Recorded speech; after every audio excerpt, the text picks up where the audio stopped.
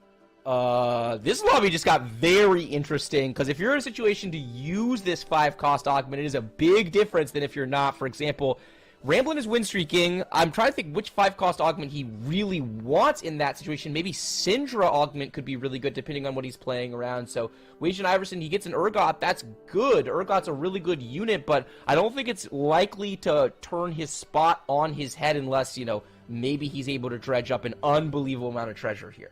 I mean, it is higher percentage chance, and all it takes is one, because one good Undertow to get a bunch of treasure will end up snowballing onto itself, because you're stronger, and Urgot is more likely to cast the stronger your board is.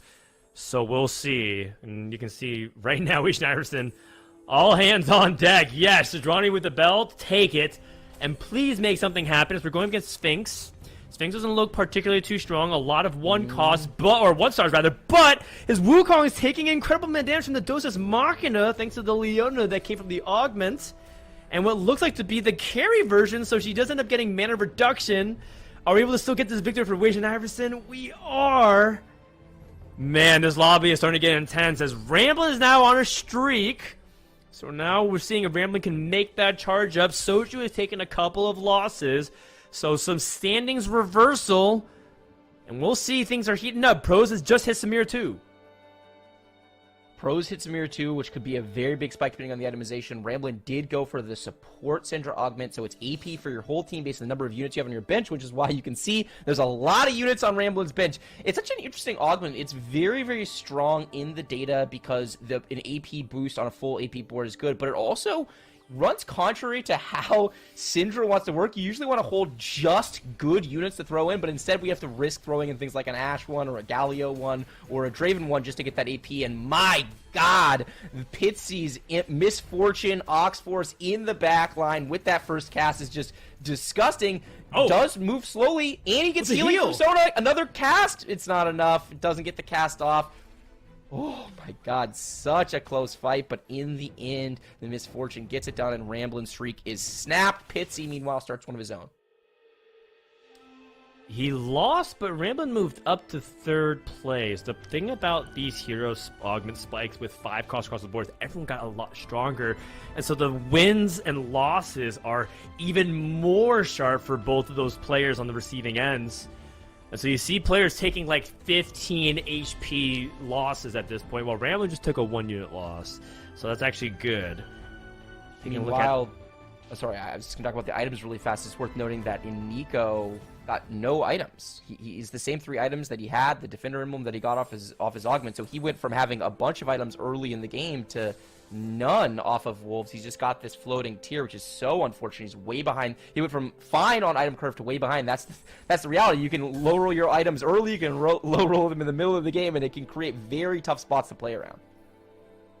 Yeah, we'll see. I mean, Nico preserved a lot of HP, and with so many AP sources of damage, I'm not sure how strong 6 Defender is, so he's probably going to have to transition out of it. Meanwhile, Soju has not 1 but 2 Anima Spats, which we talked about, and has the 2 legendaries that you want to play around the most.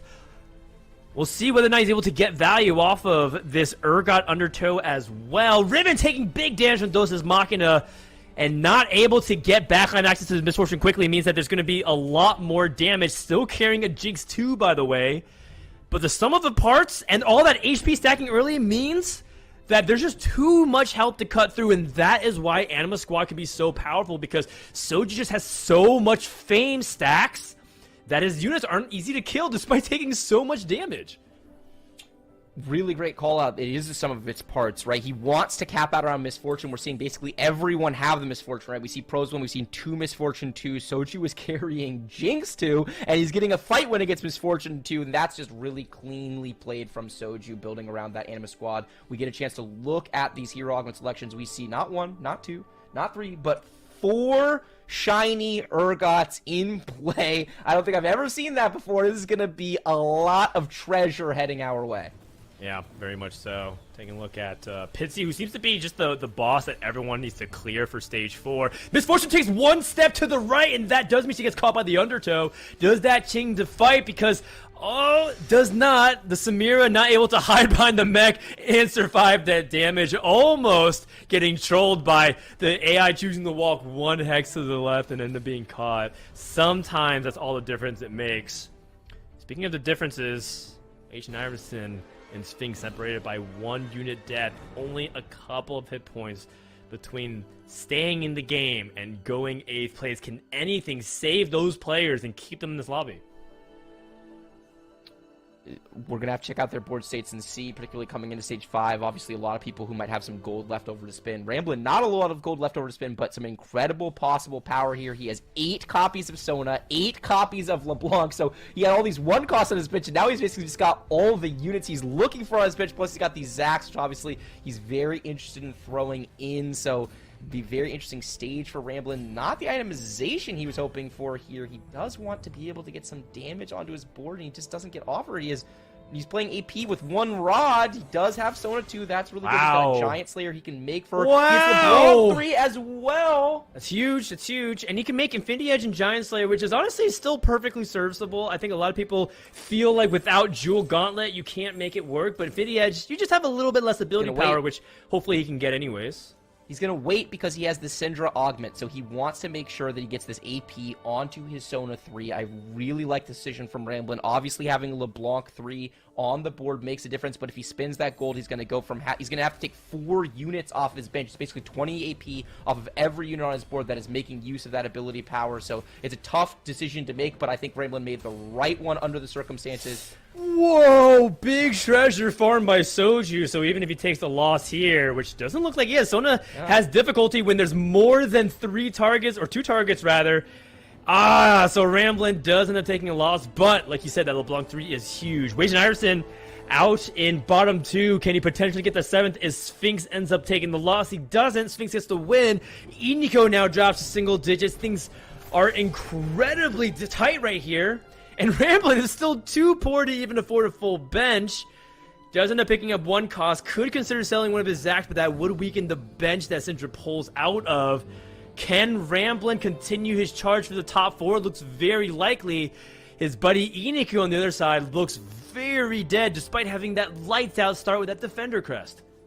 Great start from Iniko, but winds up getting not particularly good itemization for this mech. No resistances, just the double redemption, and he's got the upgraded mech, but he doesn't have the upgraded Samira. Last second movement, he does get away from this LeBlanc. He's also got a Dragon's Claw on this Aurelion Soul, so maybe it can live against this LeBlanc. It does not ultimately live against this LeBlanc. I just don't think he has the damage to ultimately deal with this board. He farms an item from the Urgot, but he's going to have to use that item in the next game because it is a set versus a lot of units. Sphinx does die, but I think Aniko's going to wind up in 7th place. I think this is way too many units dead for Aniko. I spoke too soon! We take those! 1 HP is all that he needed, and that is 1 extra point. So I guess that is the silver lining. Obviously, from his spot, he would have loved to be able to go for more than that. Soji, by the way, another Riven 2. He is very close to Riven 3. Just needs a couple more. Taking a look at pros, another shiny augment, which is the carry version of Urgot to be able to get that extra treasure. But it just feels like that HP deficit is too large, and with 2 players streaking, it just feels like his likelihood of top 4ing is very low as we're going up against what looks like to be a Zed hacker board, but it's kind of an interesting mix of parts. Plus, we have a support Fiddlesticks giving extra ability power to the LeBlanc, so really fascinating board setup here from Kyvix. Very fascinating board setup from Kyvix. I don't know how he's streaking, quite frankly. I look at his board and I'm saying to myself, this board feels weak, and yet he is still winning fights, and this is exactly what we're talking about at the very start of this lobby. Kyvix is playing some of the best TFT in North America right now. If you don't think that, it's purely because you haven't heard of him. If you look at the results, if you watch the play, it is consistently so impressive. It has to be something really strong with admin. I'm thinking like ally death triggers, mana, or ability power, because there's no reason why a LeBlanc 2 should be this stable unless it's a really powerful admin combination. Plus, like the synergies that you're playing around it, like the Hacker and with the Z1 is not particularly powerful in itself. So I am very curious to see what Kyvix is doing as well. We just got word that it's Ally Death Mana, which most That players explains it, agree yeah. is the strongest admin in the game. If you're playing early, you're checking admin, and you see that it's Ally Death Mana, you should strongly consider playing into an admin line. It's just so disgusting. What we see in that spot is that even with just the LeBlanc 2, if it's fully itemized, once your allies start dying, it just chain casts, and because LeBlanc gets resets when it kills units, it just is an unbelievable impact. We're just constantly casting and pumping out massive amounts of damage. Kyvix knowing that out and playing around it thoughtfully. I mean, so that plus the absolute corruption. So every time a unit dies, he's sharing 30 ability power with that LeBlanc. That racks up really quickly. So it's not a surprise to see Kyvix able to make some powerful, basically broken interactions work. Let's see if Pros can stabilize here. He does have Urgot 2. Is that going to be the bullet that gets him potentially a top 4? It does not look to be the case. It was a long shot for Pros to make that top 4. And so 5th is basically as best as he could do. Kyvix might take a loss here. We'll see. Ramblin is charging. Oh my god! A lot of damage comes in, but it looks like Ramblin's able to finish the job barely. So Kyvix's streak is over. We do have our top 4. Stage 6 is going to be pretty explosive, though, because a lot of players still have yet to hit their cap. Soju being one of them. He's still stuck on Misfortune 1 and Riven 2. If he can hit either of those, or even both, he is a candidate to potentially win this lobby. These are insane spikes. A really nice tempo-oriented top 4 from Soju with a lot of potential. He was able to keep a board duct taped together around that Jinx carry way later than he wanted to. He ultimately gets onto the Misfortune, and yeah, Riven as a tank is so underrated. Riven 3-star is basically a mech in and of herself. Such a powerful unit, and then this Misfortune is such a powerful carry as well. Both those upgrades will be massive for Soju, but he's going to have to play without them at least for this fight. Going up against Kyvix, here comes the Misfortune, make it rain. All that ally death means a ton of mana for this LeBlanc that is just churning out the DPS now, and Soju's board just evaporates. This is a bad matchup for Soju, and maybe something he has to consider if he wants to potentially win later on, because he plays front to back, and that's where Kyvix punishes. Kyvix punishes any composition that plays front to back because his units that die just feed him more ability power and mana. And Anima Squad is one of the most honest front to back comps that you can possibly have, so Soju will have to figure that out. In the meantime, Ramblin's back on a streak, by the way, so despite the fact that it seemed like he was struggling with items, he is really making the best that he could possibly do, and looks like he is top 3, pushing for that top 2. Pitsy also was trading some HP in this stage in order to get to level 9 and cap out his board. So we've got a bunch of folks, Kyvix, Ramblin, and Pitsy, all really looking to cap out the board in some potentially interesting ways. Soju still has a lot of potential to cap out his board. It's not that interesting. He just needs to hit a Riven, and he needs to hit a Misfortune. If he can do those things, his board gets very strong. Is it going to be strong enough to compete with how strong this lobby has gotten in this 5 cost hero augment? Well, we're about to find out.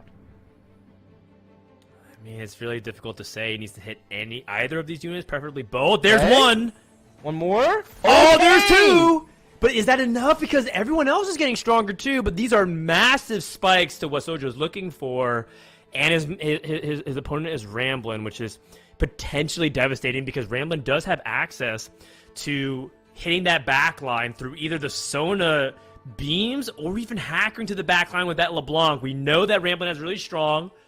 And let's see what ends up happening in this fight. Ramblin got a Thieves' Gloves onto this LeBlanc. Not great items, but that Giant Slayer will pump out a little bit of extra damage. It's into the back line. It's not onto the Misfortune yet. It's still not on the Misfortune. It's still not on the Misfortune. This LeBlanc unit is unbelievably buggy with Hacker, and for whatever reason, it's standing next to Misfortune, has no interest in killing it. The Riven is still alive. Okay, there it comes through. Its 7th target is the Charm. Soju is going to hit those spikes, but it's not enough. That backline access from LeBlanc ultimately gets the job done. I mean, Soju was aiming for top 4 from the very beginning of his line. That's a Fiddlesticks too. My God. And so Soju getting 4th there about as expected. It does feel like that's kind of what's happening. Pros knew he was very likely to be 5th. Soju knew that he was very likely to be 4th.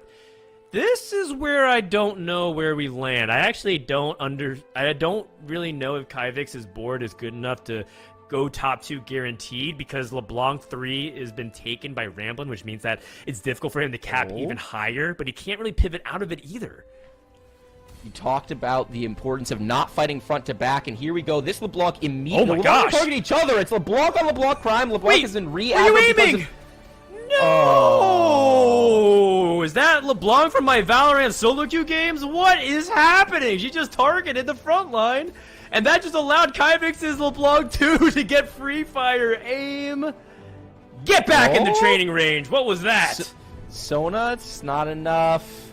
That is really tough for Ramblin'. It looked promising in the beginning of the fight, but in the end, it's not enough. I do think that LeBlanc 2 is enough to cap out around to actually win this lobby from Kyvix's position. I think that the combination of the Fiddlesticks augment along with the 40 mana, 40 on ally death mana augment is enough, especially if he's able to get that Cho'Gath 3. Ramblin' gets another really good Thieves' Gloves roll. Static Shiv on LeBlanc plus a death cap. Really not bad. It could be a lot worse for him. He's got a Shroud that he has to move, and he's going up against Pitsy's board. We'll get our first look at Pitsy to see what he's been able to do. It's a really good Shroud. Strong, but not that scary. Yeah, we'll see. I mean, Pitsy still has yet to really count with his 2-sword legendaries. We'll see if this LeBlanc can get it done. By the way, these Thieves' Gloves have been bananas. Shiv plus the death cap. Sona does survive the bullet time, but it just seems like his front line cracked a little bit too soon. Needed to hold out for a couple more beams, and Ramblin' does take another loss. Looks like Ramblin' is our likely candidate to be third. Also, by the way, I kind of realized that with Kyvix's Zhonya's able to stay alive, and that is what's helping swing some of these fights to make sure that she is safe. Kyvix is the player that I'm looking at to win this lobby. And if Ramblin' dies in third with Kyvix having a lot of gold, that reopens up the possibility that Kyvix can chase things like LeBlanc 3 and cap out his board super high. We'll see if either of these players can make that happen, or rather change that outcome, or whether or not it is fate for Kyvix to win yet another lobby. It's worth noting that Pitsy's board has the potential to have a solid matchup into Kyvix's board because LeBlanc wants to kill units to reset, and having 6 Oxforce on your board means there's a lot of instances where LeBlanc is actually just going to get stuck, and it's going to waste a meaningful amount of the cast on the Oxforce and vulnerability. So it's possible that Pitsy can get to a spot where he can win this game. He still has some gold to play with. We're going up, and we're going to be able to see both fights here. It's Pitsy against Kyvix, and then Ramblin' is going up against Kyvix's Ghost. A miss of Shroud from Pitsy's point of view, but let's look at Ramblin'. Keep attention to whether or not his LeBlanc and Sona can stay alive, as it does jump onto the top left corner. That LeBlanc 2 is just free firing, but does look like Ramblin' might be able to swing this fight. Oh, the Fiddlesticks LeBlanc combination is just too strong, and Ramblin' takes another loss, almost sealing the deal. Barring a miracle, I think Ramblin' is destined for third place. And Pitsy, in the meantime, able to take a kind of a narrow loss here, but at the same time, it doesn't seem like anybody can stop Kyvix from winning this lobby. Maybe Aphelios 2 could do it, but the reality is we still are talking about Kyvix's board like it's a LeBlanc carry game, and it's kind of a tri-carry at this point. You've got insane items on this Cho'Gath 3. You've got very good items on this Soraka as well at this point, so it's just so much threat coming out of this board. We've seen him fight Ramblin' like it feels like 100 times at this point. Ramblin' hasn't come that close to winning. I mean, it feels close, but then if the Zhonya's is still alive on this LeBlanc at the end, how close is it really? So I don't think Ramblin's going to have the tools to deal with this with the Cho'Gath 3 now online, plus the extra items onto the Soraka. Pitsy did get a win against a Ghost. We don't know if it was Ramblin's Ghost or Kyvix's, but we're going to get that heavyweight title fight. It feels like you said, each successive thing, Pros, it felt like was going to get the 5th. Soju's going to get the 4th. Ramblin's going to get the 3rd. It feels like Kyvix is going to get the 1st. Is there anything Pitsy can do to disrupt this narrative? Trying to think about it. So there are a couple downsides to the way Kyvix has set up his board. For one thing, he's very clump. So if there's any way for Pitsy to punish that, that'd be great. And he does. He has things like the Shroud. He could theoretically play into Urgots. I do feel like Pitsy has been at 9 for a long time and is still relatively low cap. For example, he's playing a Aphelios carry augment. He still has yet to find a second Aphelios. I'm not sure if that's a low roll situation or maybe he's just been donkey rolling his gold, hoping that he can secure top 2, and that's kind of compromised him. Let's see if either of these items could potentially change anything. I don't see anything majorly impactful on either side. Just a little bit more damage or utility for both players. Yeah, Jewel Gauntlet and the Fiddlesticks, so we now have 4 threats for Kyvix. This Fiddlesticks at the end with the extra AP plus the ability to crit off that Jewel Gauntlet is going to be a big deal. So like you said, we need this Aphelios too. It's the only spike that I can see on Pitsy's side that he doesn't have yet that would make a big difference. I mean, Leona 2 would be nice, but he has no itemization for it, so it's really hard for me to envision that actually making a big difference. I expect Kyvix to win this fight pretty handily, but you never know. These are some wacky boards. I can't say this is a matchup that I've called very often. No, not at all. And, you know, the LeBlanc does end up getting a little bit out of position, just pulling herself out of the corner. But like we talked about, unless Pitsy's able to hit these 2-star units, it just feels like it's going to be Kyvix's game to win. I'm kind of surprised. I do feel like at this point, safe to say that I think Pitsy is just low-rolling his level 9 shops. I don't know where this Aphelios second copy is, let alone this 2-star Aphelios. We did finally hit one legendary, which was the Leona. Now at this point, it's a full fire sale. Gotta find this Aphelios too, otherwise it's lights out. And it looks like it's time to shut it down. There's just nothing really that can get it done. I don't think Leona 2 moved the needle considerably, and Kyvix is in a fantastic position to close out this game. Pitsy does potentially have 2 lives. We've seen these fights oftentimes go down to very few units. This Zephyr coming out onto the Echo, the actually hacked the Soraka into the backline. This is an interesting version of the fight. We haven't gotten to see the Soraka with the early access. The Misfortune has already gone down. This fight has gone from close to rout with the hacking of the Soraka. Misfortune, which we saw in previous fights, get multiple casts off, just gets the one here. Very thoughtfully done from Kyvix. Understanding the broken combination between the Fiddlestick support augment giving the extra ability power, plus the on-ally death, mana for the admin tree, and it just is a rout from Kyvix. From the moment he got it online, he just did not lose another fight.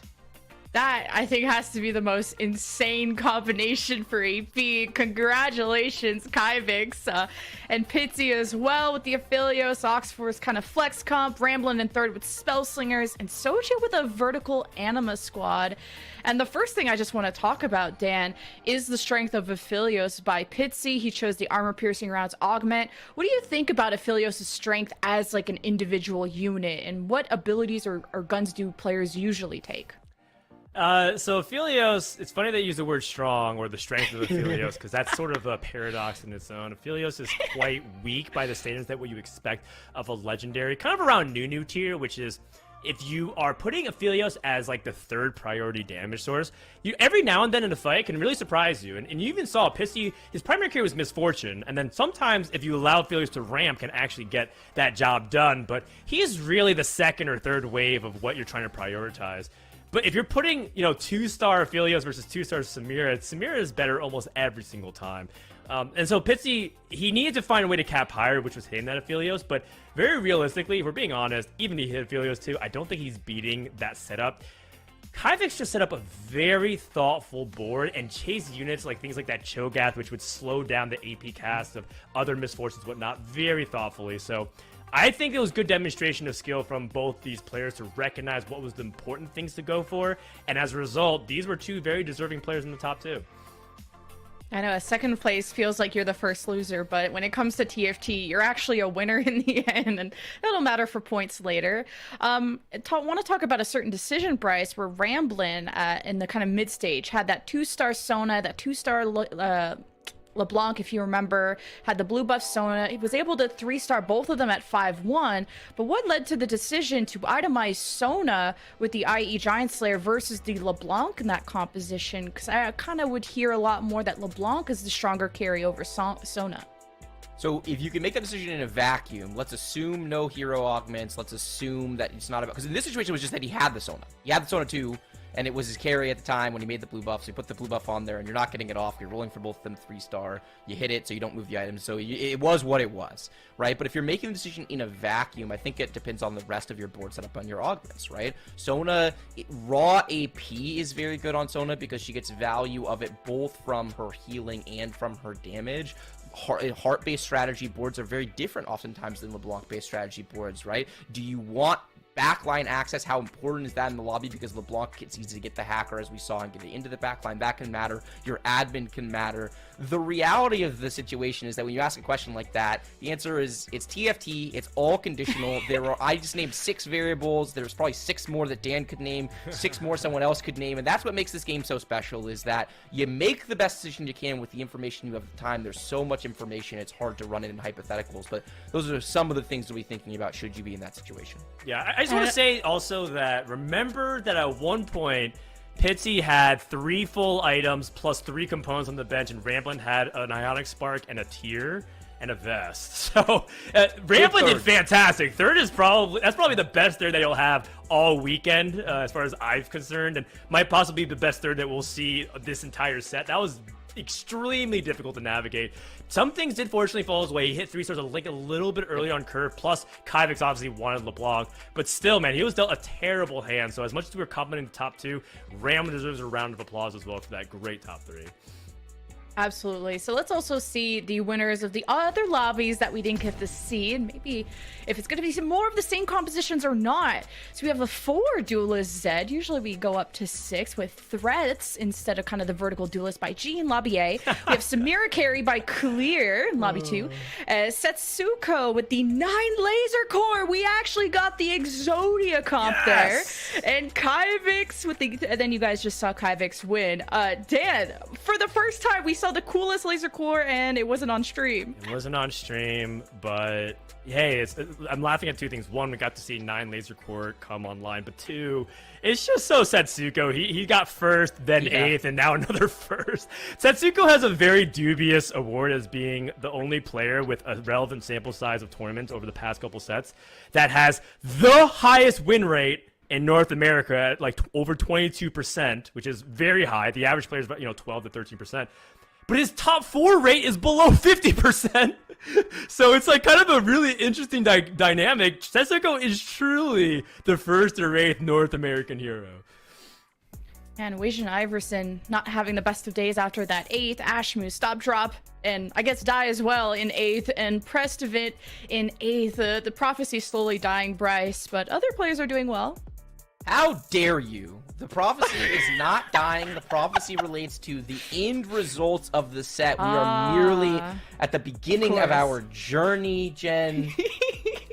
Oh, God, that's so stressful. Yeah, look, Prestovit, not a great game. Bounce back game, another good game from Bosso Skills after starting 8-8. He's gone 1-3, pretty good. Ripple in a really similar boat. Stellar Minhee, actually, a lot of the players, the competitive TFT group, Wajan was starting really strong. He's falling off. A lot of the rest of them started really poorly and are doing really well. We didn't get a chance to talk about it during the game, but Pros, actually, this was his first bot 4 of the day, and he was a 5th, so he's been performing very well. Cottontail with another top 4, so he's going to be near the top of the standings. G, a player that I don't know a whole heck of a lot about, is also doing really well. So I'm excited to look at the overall standings, but I feel like things continue to shake up, and we're in for a very interesting cutoff here, as well as heading into games 6 and 7.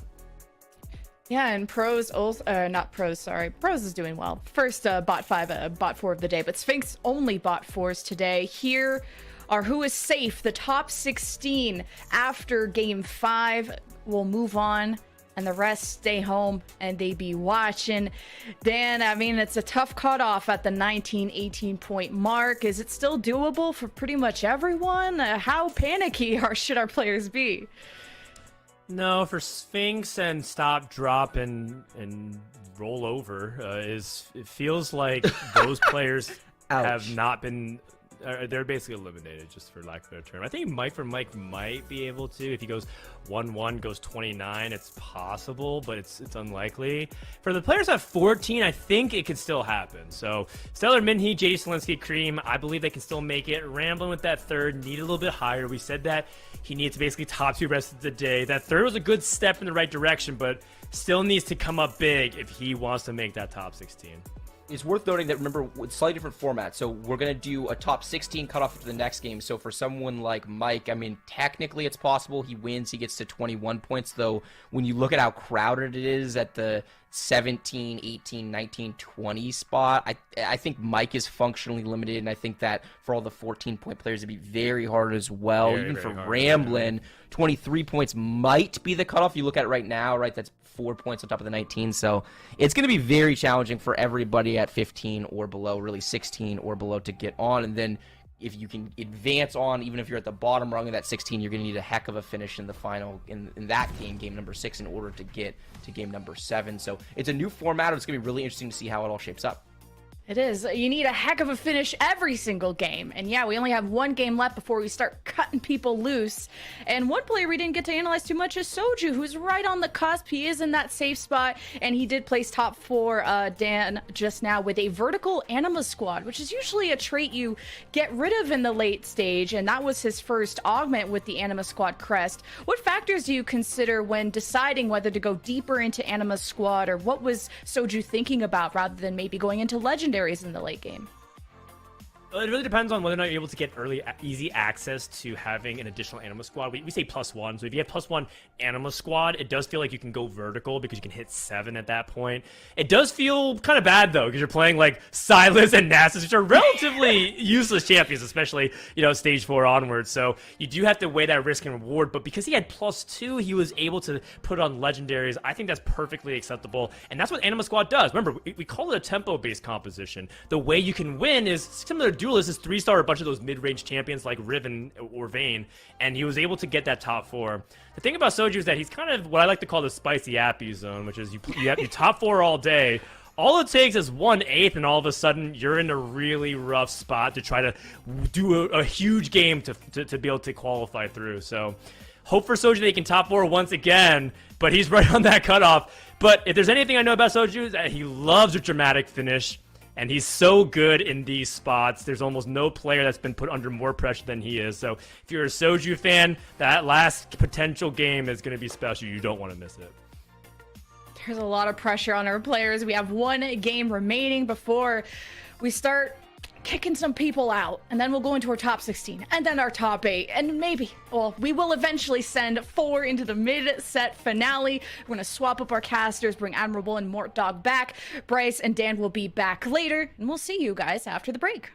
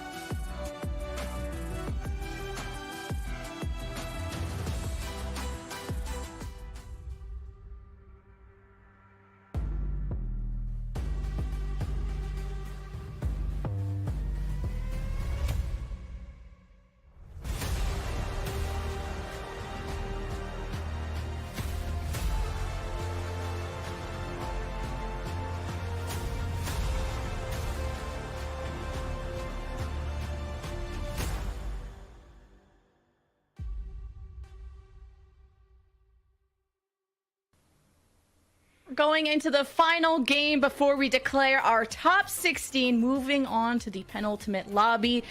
And specifically, we'll be watching Lobby C coming up with Kaivik, Setsuko, Ashmu, and Bird in safe positions, and Defias, Stellar, Mike in the hot seats for top 4. And in the brain seats, I guess I should say, they're warm. They've been sitting there for a while. Admirable and Mordog are back. And the pressure is building up not only for these players, but others who only have one game left to give it their all. Yeah, this is where the format gets really interesting, and I start nerding out about the stats and what everyone needs. Right now, we're estimating roughly about 23 points. Could be 24, could be 22, but about 23 points. And so if you look at a player like Ramblin, who has 15, literally needs a first, nothing else. But even then, because of the way this format works, the points don't reset after that. You still have one more lobby after. So someone like Ramblin not only has to get a first, but then might need another first after that just to keep that chain going. That's going to be rough.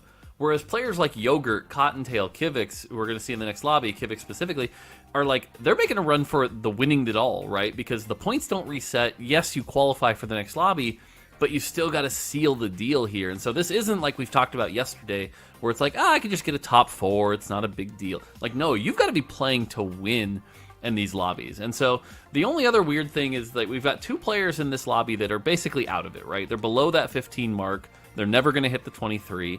And so they get to kind of play spoiler here to maybe go for some of those qualifier points. But otherwise, you know, that's what we're looking at here. And so we're going to see a lot of cutoffs. We're going to go from 32 to 16 to 8. And the pressure, these 2 games are going to be so high as everyone tries to get just a little point.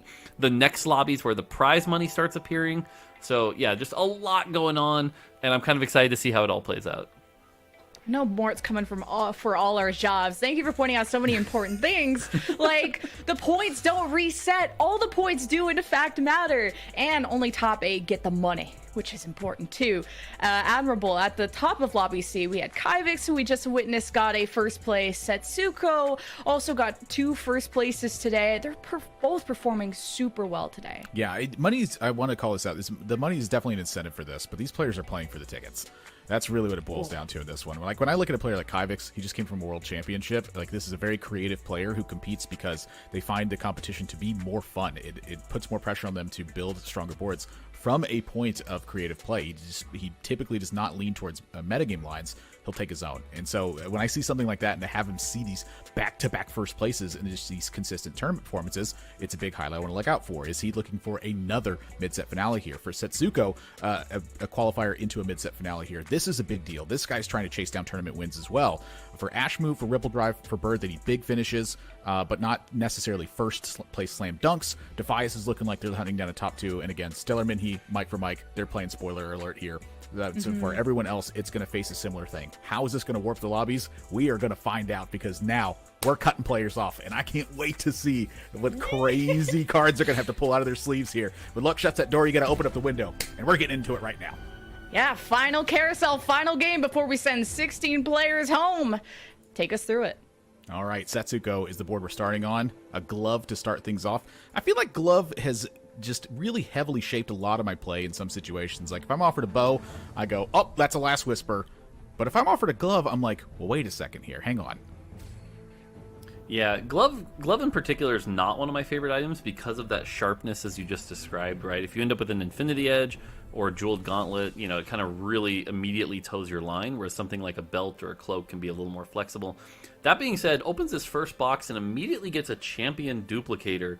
So that's going to be something that'll be really nice in the late game. We've seen players really index and hold that to maybe get their 2-star Viegos, their 2-star Misfortunes. It's also kind of been a curse throughout the day. We've seen some people even struggle with getting 2 of them and then going 8th place, unfortunately. So hopefully we'll see. I think Setsuko, though, is pretty familiar with how to play these. Yeah, Dan did make a good call also on the high win rate that Setsuko holds, but not necessarily the highest top 4 rate that we've seen players hold. And when I see a glove and a chain and a champion duplicator, I'm curious where Setsuko's mind is at, because he has tended to go for the same style of lines pretty much over and over. Like, he is looking for the big finishes that have such a big tipping point that when they're hit, they're just super difficult to overcome. Is that the same kind of thinking that you have coming in with 23 points, knowing that your points are going to carry over? Do you think he's trying to hunt down these big finishes still? Yeah, I think with your 23 points, and again, knowing that there's only one more game in the next lobby, you've got to be playing for these big, strong first places. I look at a situation like this, and I look at these items, and I'm thinking possibly consistency here. Although we've seen Future Sight have some pretty good value in this tournament space, and getting it this early isn't that bad. But Setsuko's the kind of player that I think he's going to think of this as like a ladder game, and he might be willing to take consistency and try to go for that full loss streak here. Nope, goes with the Future Sight. I'm glad to see that choice here. It's the more, fourth, third place kind of finish, and he's got 23 points right now. So this will definitely help him going into those total standings. But if he wants to really win out the day, he's going to have to play for something real big here. But again, we saw Broccoli do really well with this plus the Radiant version yesterday.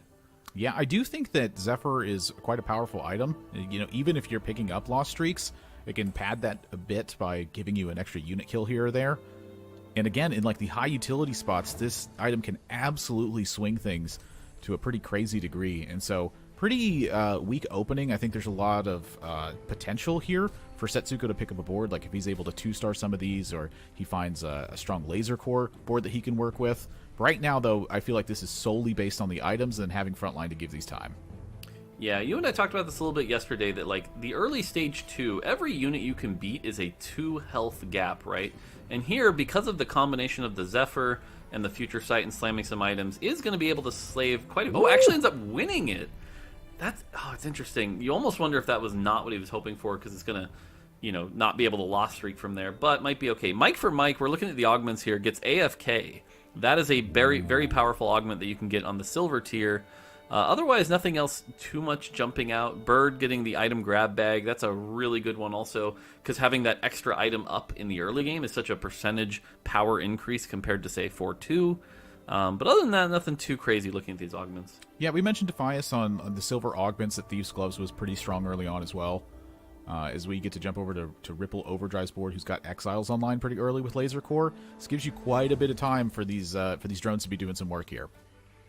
Yeah, you can see on the other side, we just jumped away from Setsuko, but now we're seeing him again because he won that first lobby and is able to hit the Ash 2. Goes ahead and levels to 4, hits the Wukong 2 also, and now kind of spikes, and now might be trying to go the opposite way, where he's using that Ash to Zephyr the carries, get the last Whisper, and go for a win streak here. Yeah, Setsuko, I think, has great calls with how the momentum is working. And if we continue to see that follow through, I think that he is able to put up a pretty killer performance here. So, a lot of eyes on Setsuko right now, as he's also held to that pedigree of like, when are you going to start killing these tournaments? He's just been such a fantastic player for so long, and I always hate to feel like I call out this line because we know the potential's there. Are we finally seeing it right now? Ripple Overdrive, meanwhile, there is, I think, a mild potential to level here, but you just picked up a loss, so it really leans me towards the economy, I think. Yeah, I think with the loss, you're definitely looking at that economy level. The other thing to call out here is he only got the 2-item opener, and they're both rods, which is one of the most uncomfortable starts to have. That early on, your spells aren't doing a lot of damage. It's mostly based around your auto attacks. And so Death Cap early doesn't have nearly the value it can have in the late game.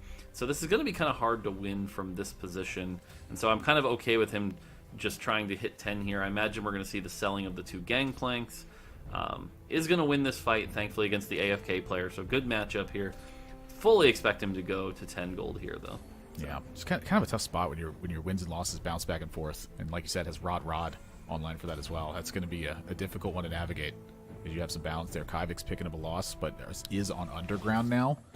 Seeing a Spatula early on a 3 as well there. Looking at this, the first thing that immediately jumps out is 3 champion duplicators. Yeah. So a lot of interesting stuff there. Ripple Overdrive definitely looking like the low roller in terms of items here. Has only the 2 rods. We see Bird got the Hextech Gunblade from his item grab bag. Defias with that Band of Thieves. Mike for Mike actually slamming the Gargoyle Stone Plate, so that's pretty interesting to see. But otherwise, looking across the board, not a lot of slams, actually. I think a lot of it's related to how we described the lobby, too, where it's players are going to need to pick up wins for this, and that typically incentivizes a more greedy play line. Yeah. Like when you play for tempo, you end up closing off a lot of opportunities. You have less gold, you have more health to work with, but your items don't have the same flexibility they hold. Like unless they are just like the top tier items that you'll be looking for on your compositions, it tends to be an idea that closes off opportunities. You know, where is that line actually drawn, though, and how do you have to treat it? Like, Defias' spot here at 22 points, this is a spot where you're like, don't bottom 2. That's so like one of the biggest things you're looking at, but how do you manipulate that properly? It's 17 points, though, so actually kind of the opposite. Excuse me, I apologize. I read that completely wrong. That is just a brain fart from me. No, yeah, but so it's interesting because if in a way, I think you were right under the motivation here, but it's kind of the opposite, right? Where it's like, because he needs like a 6 or like a second or third, right? Because if we're assuming he needs 6 points, that's third or higher. Slamming these items might put you in a position where you're not going to be able to compete. And you compare that to the rest of the lobby where we just saw we had the advantage of being able to see what everyone's doing, not slamming their items. I feel like this is putting Defias in a pretty bad spot. It's kind of tough to look at, honestly. Gosh, some of these lines just feel so tough. Like, I'm not sure what to do. Like, should you ever be slamming things for tempo? Like, when that opportunity arises, like, are you going to be focused heavily on 3-2? It's a silver augment opening, so a lot of things can happen. Oh my gosh, I'm seeing Setsuko have a Samira on deck. That's a very good thing to find early for Setsuko, who's going to be, and unfortunately, fights again. So we see 3 Sure Shot here, slams the last Whisper, good Zephyr here with the Wukong, is up against, the Lee Sin too, but that Zephyr just did so much value, and the 2 Defender early can be so strong. And sure enough, is able to put an end to the win streak. Setsuko going in with a win streak, already having his carry online. If he finds one more Samira, he has that champion duplicator. We could see a crazy Samira 2 early high roll. Yeah, I mean, that's really kind of the scary part about finding the Samira as well. You know, not only is it highlighting the board, but you run into one more of them, and suddenly it's a Samira 2. Like, that is going to crush your opponents. He led off with a 5 win streak here as well. Like, imagine how different of a game this is if you take consistency in that spot instead of future sight from Setsuko's angle. You know, consistency is held as a very powerful augment that players want to lean forward towards because it gives you so much gold. Setsuko's piecing this together in a completely different way. Yep. Agree. On board with Mike for Mike, who took that AFK early and now has 50 gold because of it, so definitely rich. Unfortunately for Mike here, again, kind of just playing for bragging rights, maybe a few qualifier points with a little bit higher placements, but pretty much no way to make it beyond today. And so, maybe just kind of go out with something a little creative, a little on top, and enjoy the last game here. Yeah, show your flair. That's really going to be the difference here. I feel like Mike for Mike, this was overall, I think, a pretty strong tournament finish here. Anytime you're able to navigate from over 100 players into a top 32, that is a stamp on the resume at the very least. Yep. On board with Ashmu here, who's got some items on the LeBlanc, hits the Viego here. And I think LeBlanc is a line we hadn't seen a lot of. However, it's hard to obviously discount coming off that crazy, LeBlanc first and third last game, with the crazy Fiddlesticks augment and the LeBlanc 3. So maybe there's an angle here for Ashmu. And Ashmu right now sitting at 20 points, so only needs 3. So again, this is like just try to get 5th or higher. So again, that's the strategy to be going on. But again, even if you just get 5th, that might just mean you're out in the next lobby. So I think I said, really, everyone's aiming for a first that's still in this. It's an interesting way to look at it for sure. And we've gotten word that for Ashmu, the admin was on kill. Killer gains 25 AD. That is a very powerful one that can unlock some heavy ripple effects that go into it. As we roll into a hero augment right afterwards, Snap takes the Camille on this one too. I feel like this is a very powerful augment that can enable a lot of strength for your board and the way that you're going to tailor your positioning, and this gives you more slam potential, I feel like, in a lot of spots, just because your team's becoming more powerful. You try to snowball that effect and take over. Yeah, it's interesting looking at this, right? Because you look at the 2 rods, you look at the Viego, you look at the Camille here, and you're definitely thinking this is a Viego game. The admin being gained 25 AD on kill isn't really helping that a ton. So I think we're just looking to, transition away from the admin into something more like that. You even have a Shojin here, so it's like, this doesn't really look like the strongest position other than try to, again, not maybe bot 4 and survive to get to the next lobby. That's kind of interesting to me because I was viewing this as a pretty powerful spot where if Viego starts picking up kills, he's going to pop off. Or if your LeBlanc starts picking up kills, maybe she can clean up a board. Yeah, but with the on-kill being AD as opposed to AP, I don't know. Well, for now, also has the Ludens going, so maybe something can come off there. But on the other side, we're seeing the Duelists again with that powerful Vayne doing pretty good here. Working out pretty nicely. Ezreal kind of picking up some kills here. Kyvix, though, looking like they need some strong pickups. A lot of players felt like they played pretty aggressively in this one. As we glanced around the board, there's a lot of 20 gold sitting around in players' banks right now, so they were going pretty deep trying to piece together some strong boards. Yeah. On this side here, we see the Vi support augment, just extra health for the team. Has the tanky Rammus, the Ezreal being the item carrier here. So Kivix, we've seen be very creative all day. Already safe into the next lobby, just trying to get some extra points. So we'll have to see which carry he decides to put this blue buff on. We've seen some success with Aurelion Sol. We've seen Soraka do okay here, so we'll have to see where this ends up going. Yeah, I'd say that this is an interesting spot to, at the very least. But right now, I feel like you're going to have to play for a stronger line in the future. Like, you spent a lot of gold. Nothing really, I'd say, like, popped off or came together in that one. You do have a pair of Rammus, which is doing a lot of work here. Just the the heavy CC that's coming to effect.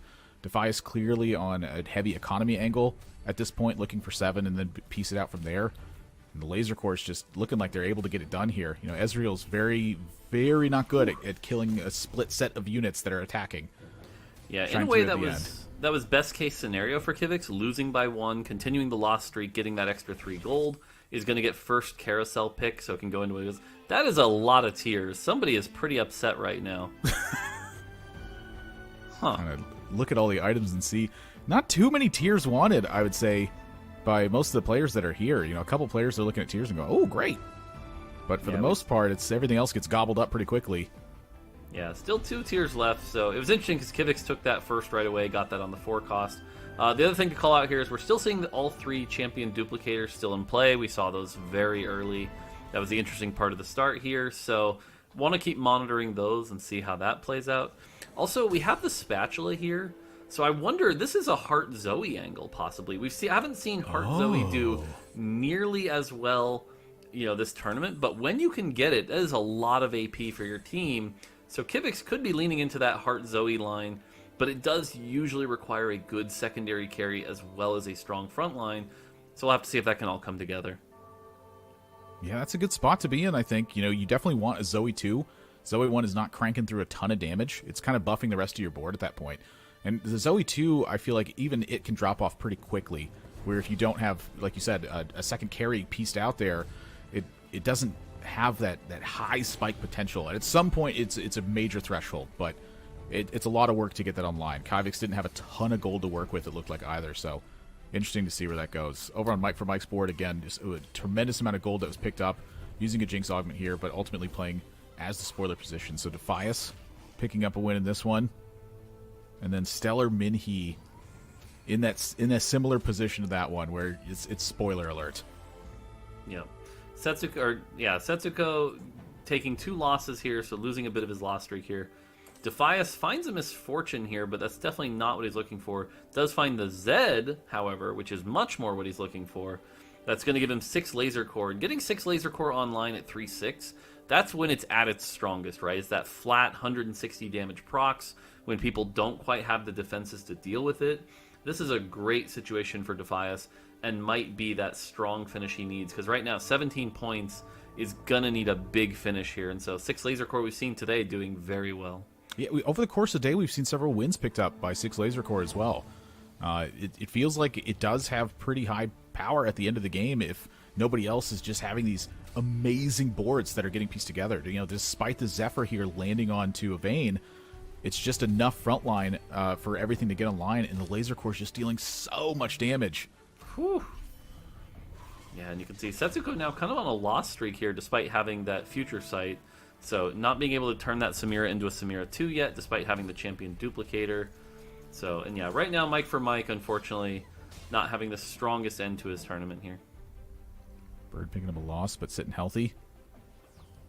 And right now it's kind of that cascade where the bottom 2 feel like that they're sitting a little bit more uncomfortably than the rest of the lobby right now. Yeah. The health total is definitely a big one here as we start to see some 2 stars pop up on the side. A lot of players are buying time during creeps by spending some of that gold just to ease up the decisions. There's just so much to do when players are willing to spend all of their gold on the next round. Yeah, I'd love to get a look at Kivix's board specifically because, again, we know he's already made it to the next day, but he's in that position where he could win the tournament with a strong finish here. And so for him to go, 7th or 8th here could really ruin the rest of his day. And so we know he's playing one of those more creative lines.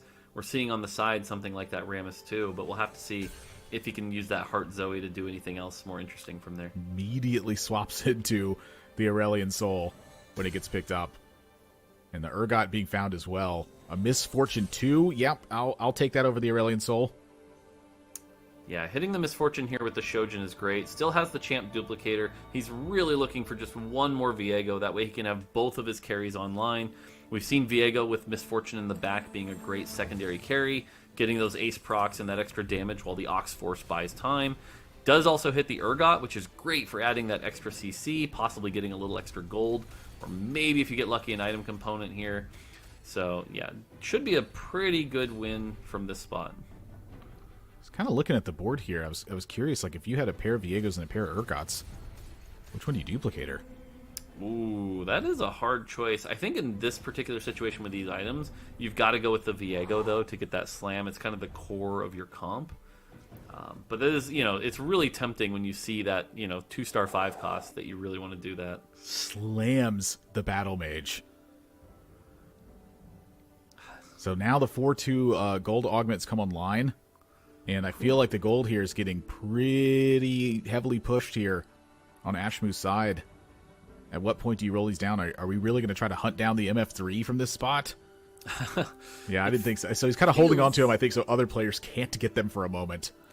Okay, so I want to call out Setsuko just hit 2 Samiras in his shop, is able to skip straight to the Samira 2, doesn't have to use the duplicator, finds a set and has the Spirit Visage. Gosh. This is incredibly dangerous. Spirit Visage is one of the most powerful items on a mech. It's basically Dragon Claw, only a little bit better and a lot more healing. So if he can get that all online, Setsuko could be online for a very powerful 4 ace mech composition that we've seen do very well if you can reach that state. Yeah, this is he's also on 50 gold, so I think that's something that definitely needs to be highlighted here as well. Setsuko is playing for a big cap on this board. He's got the time to do it. He's got the gold, he's got the health, he's got the items, and a champion duplicator sitting on bench. I feel like from here, it's a pretty easy choice for Setsuko to find his way to 8 and start working on a strong board. And then finally we're seeing a win come through here. On the other side, Kyvix needs this to just absolutely flush out because this spot is looking really dangerous. Like, there's a lot of missing pieces, it feels like. Yeah, this is an interesting board because when you get the Gunblade on the Zoe, if the Zoe gets taken out quickly, your fight's over, right? You've got nothing to ramp up your team, you're losing that healing. But if you can get the Rammus 3 from this position here, that Rammus 3 can buy so much time that eventually the Zoe stacks up so much power with that heart, and the amount of healing coming out between the Sona that's been ramped up with the heart as well as the Gunblade Zoe ends up being just too much for anyone to really burst through. But we're not quite there yet. We've got the great Zoe items, but as you see, Rammus just drops before anything ramps up, and this is the problem with heart comps, right? If you don't have that front line to support it, you just die. And so Kivix is going to take a bunch of damage. And this is kind of worst case for scenario for Kivix, right? He's still going to make it to the next lobby. He's already got enough points for the day. But this is going to make it really hard to win, right? If someone like Yogurt or Cottontail manages to do well in their lobby, you're now down 5, 6, 7 points with only one game to really catch it up. So what do you take here from Kyvix's no. spot? It's just, you have a sword, you have a cloak. So, again, calling it out, the 3 champion duplicators, they're all still there. A lot of this, too, is because the players are just, they're hitting. Like, they're not needing to use the champion dupe. It's like, oh, there it is. So where is this cap potential at? And like you said at the start, players have to be taking into account the next lobby. Like, if you can make it out of this one and find yourself in that top 16, those points don't reset, they roll over. So you're hunting down the big finishes of that one. Like, how greedy do you take these lines as Setsuko finds his way with 30 gold? And this is what I mean. The players are hitting very hard right now. Like, this lobby that is ramped up so hard. He's sitting on Endless Pizza. Like, this spot here has insane potential to just max out and completely dominate the rest of this lobby. Yeah, I didn't catch the Endless Pizza part. The Endless Pizza we talked about a couple times today, that how strong that augment is. I feel like you duplicate the set here, but all right, isn't going to do that. I don't think he has needs to. 3 sure shot already. I mean, here is the Aphelios too with the stun gun. He has the Samira. I think he's pretty free to take his time. You know, like take Setsuko's one of his typical play lines, which is the lose streak for heavy economy into these kinds of spots. Imagine Setsuko's at 26 instead of 69. Like, at that point, I'm really looking at the duplicator and evaluating it a bit more. Like, you don't want just one of these crazy losses to happen because of a bad matchup, and suddenly you have one hit left. Yeah. You know, for instance, like Kyvix does right now. So for Setsuko, I think he can continue to wait, and this is one of his biggest strengths is when he's got a healthy life total and he's got gold to work with. He knows how to put together the strongest boards that you can have. Yeah, that's a fair point. Yeah, and unfortunately what we're looking at here is 4 Rammuses, 4 Zoes, so we're not going to see a big Zoe spike or a big Rammus spike, and unfortunately I think this might just be the end here for Kivix. The Heart Zoe, as we've seen, just doesn't really cap out, and one of the other big callouts with Heart Zoe is that it struggles to deal with mech. You just don't have the damage to punch through a strong mech, and so I think this is just a really rough situation to be in. Yeah, he ran into a couple hard matchups, too. We saw the 2-star Zed get hackered to the back, and now we're seeing the same thing with a 3-star Camille from Stellar Minhe's spot. Like, when you're playing AP, this is one of the worst units you can run into because it's just going to mow down your back line. Yep. Whew. Definitely not... I mean, maybe the Zoe can pull it out here, maybe, but again, that's still a full health Camille. Yeah. I don't... That was 1153 crit, Mort. I mean... 1153. 1200. How high can it go? Let's find out. Yep. 686 versus a Rammus with items. Goodbye, Zoe. Oh, the target emote. dummy. Okay. The emote. Goodbye, Kivix. Unfortunately, like I said, not the finish he was looking for. That's going to make it really tough. The good news is we'll still see more of him. You know, so it's not the end of his day. He goes to the next lobby. But, oof, just not the way you want to go into that second to last lobby. Yeah, just as a reminder, if you're not up to date with how the format's working, Game 5 here is cutting off 16 players into the penultimate lobby, and then from there, we're going to 8. The points do roll over, so your finishes are looking important. Kyvix was sitting at 25 points, though, so we have put the estimate to where he is completely safe for the top 16 no matter what. But let's move forward now. Bird able to get a 2-star set online with a pretty strong-looking front line. And for here, can you get the damage going? Yeah, as I say, really strong looking front line, got that set going, and then a Kale. Hey, Kale is doing work here, all right? Somehow we're still at 21. Yeah, you can tell he really, really wants that Zed, and he just hasn't been able to find it, but he knows that a Z1's just not going to cut it here. He's going to be able to play the Zac here. Has, you know, the Zoe, he's just trying so hard to hit the Zed. It's just not happening. Finally, you can't even make the switch here, and I get it. It's hard, right? Like, Z1 just falls over. It's also like, what do you do with the items here, too? Like, we've seen Urgot actually pick up a lot more Protector's Vows because of the mana it's going to grant. And I think for maybe this spot, if you're in Bird's position, you not only need the units, but, you know, maybe the extra items can help you get there at this point, too. Again, this is a very strong front line that's put together, so time is pretty much everything when it comes to this damage. If your opponent cannot access your back line, it's can they get through the set? And the answer to that is frequently going to be no. Yeah, that's the good news here is, again, real strong front line. That set is, you know, again, close to ideal items here. You get the Dragon Claw, you get the armor from Defender, so you're covering both your bases. The healing from both the Dragon Claw and the Redemption keeps it fairly healthy. And so, sells the Zeds, hits a Samira, and then manages to hit more Zeds. You have to convince yourself that it's the same Zeds. But no, they are the same Zed. That has been confirmed by NASA. I'm pretty sure. It's always the same ones that you just Copium. sold. I think that Samira here is still a stronger one because the Ace. We could be wrong about that, but the Zephyr here missing. I'm sorry. Zephyr doesn't even activate when you mech it. Yeah. So definitely a rough position for Bird here, and Bird right now needed probably about 5 points to make it, 6 to be safe. And so if he crashes out, you know, in 7th or 6th here, that's definitely not going to be enough to make it. I'm just saying, look at the set right now. it's pretty much invincible. And all the damage that's going to come through here from Setsuko's side is going to be how the damage splashes from his Samira right now. And it's finally being completely focused and is overcome.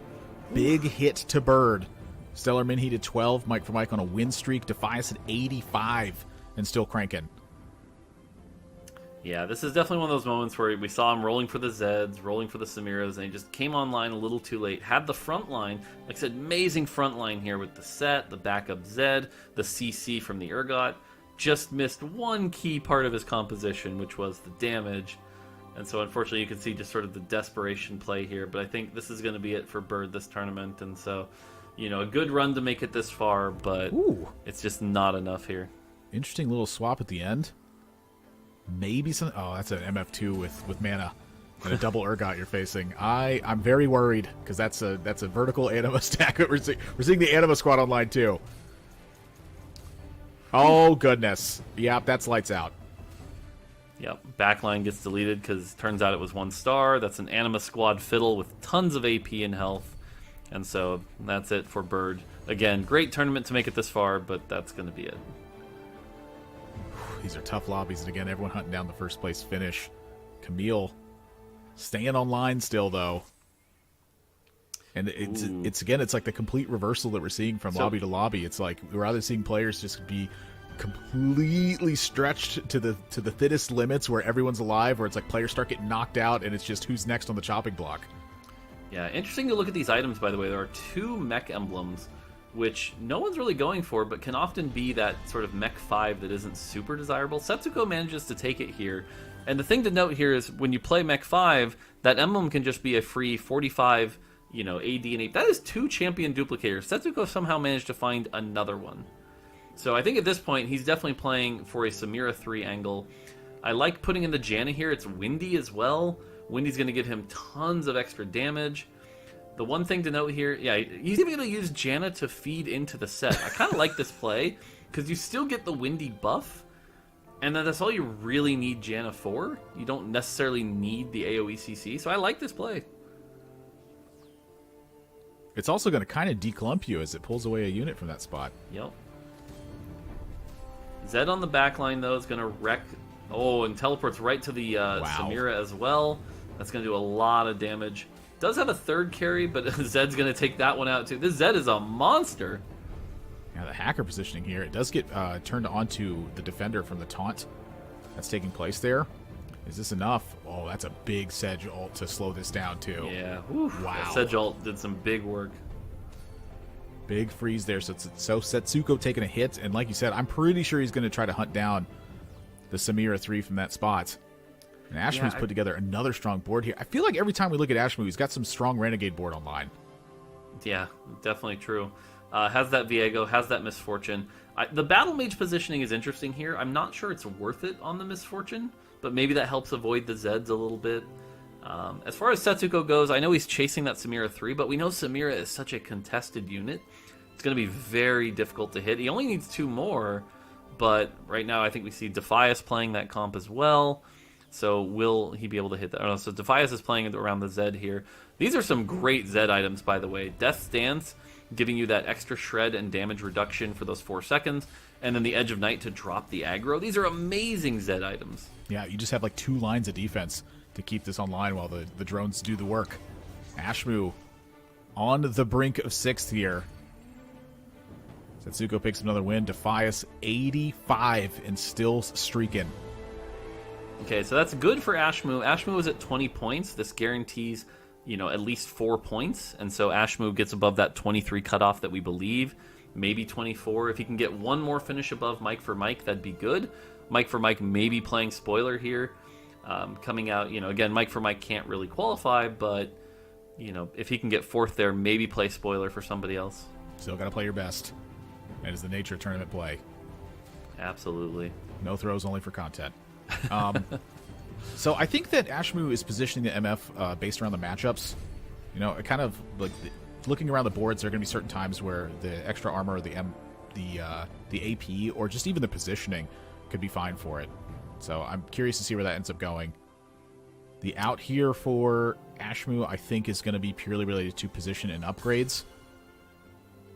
Yeah, we know right now everyone's pulling these 4-cost carries, right? This Misfortune, Samira's, things like that, is going to be able to remake here. I like the remake, getting a slightly better item, knowing that Viego 3 is his win condition anyway. So it just gets a little bit better itemization, is able to put the Morello on Fiddle. So that definitely seems worth the gold to me here. On the other side, we're seeing Setsuko still at that 7 Samira, still needs 2 more. Chasing down sets as well, though. Like, that's now 7 sets that are online. Yeah. So I like that play, giving yourself multiple outs with the champ duplicators here. Is that a Leona 2 on the bench? Think Wow, so? look at the damage here that's coming through as well. The Viego manages to get to the back and pick off the Samira. And that's going to give MF the time to win this round. Ashmu feels like if they're at 1 or 2 health, it's just a big buff at this point. Like, my gosh, it feels like they just put on such big streaks when they're in low health. Yeah, for sure here. Oh, okay, now we're getting really interesting here. Setsuko down to 14, 12, 8. So Defia's kind of running away with the lobby, which is really good for him. But everyone else, you know, kind of looking really tough here. And yeah, Defias in particular needed a big finish to make it to the next lobby. And there it is. That's set 3. All right, well, I'm going to look up some numbers real quick to see how much damage this actually does. I typically don't look at 3-star champions and what their thresholds are, It's big. but I got to be interested in this It's one. big. So for set, we're looking at the damage upgrade going from 135 to 203 with a min damage of 300% and a max damage of 600%. But the shield goes from 425 to 1500. So it's going Yeah. to be tough for him to not get a max shield sometimes. The big thing is, even if the punch doesn't do a ton of damage here, this is a 3-star set with Spirit Visage.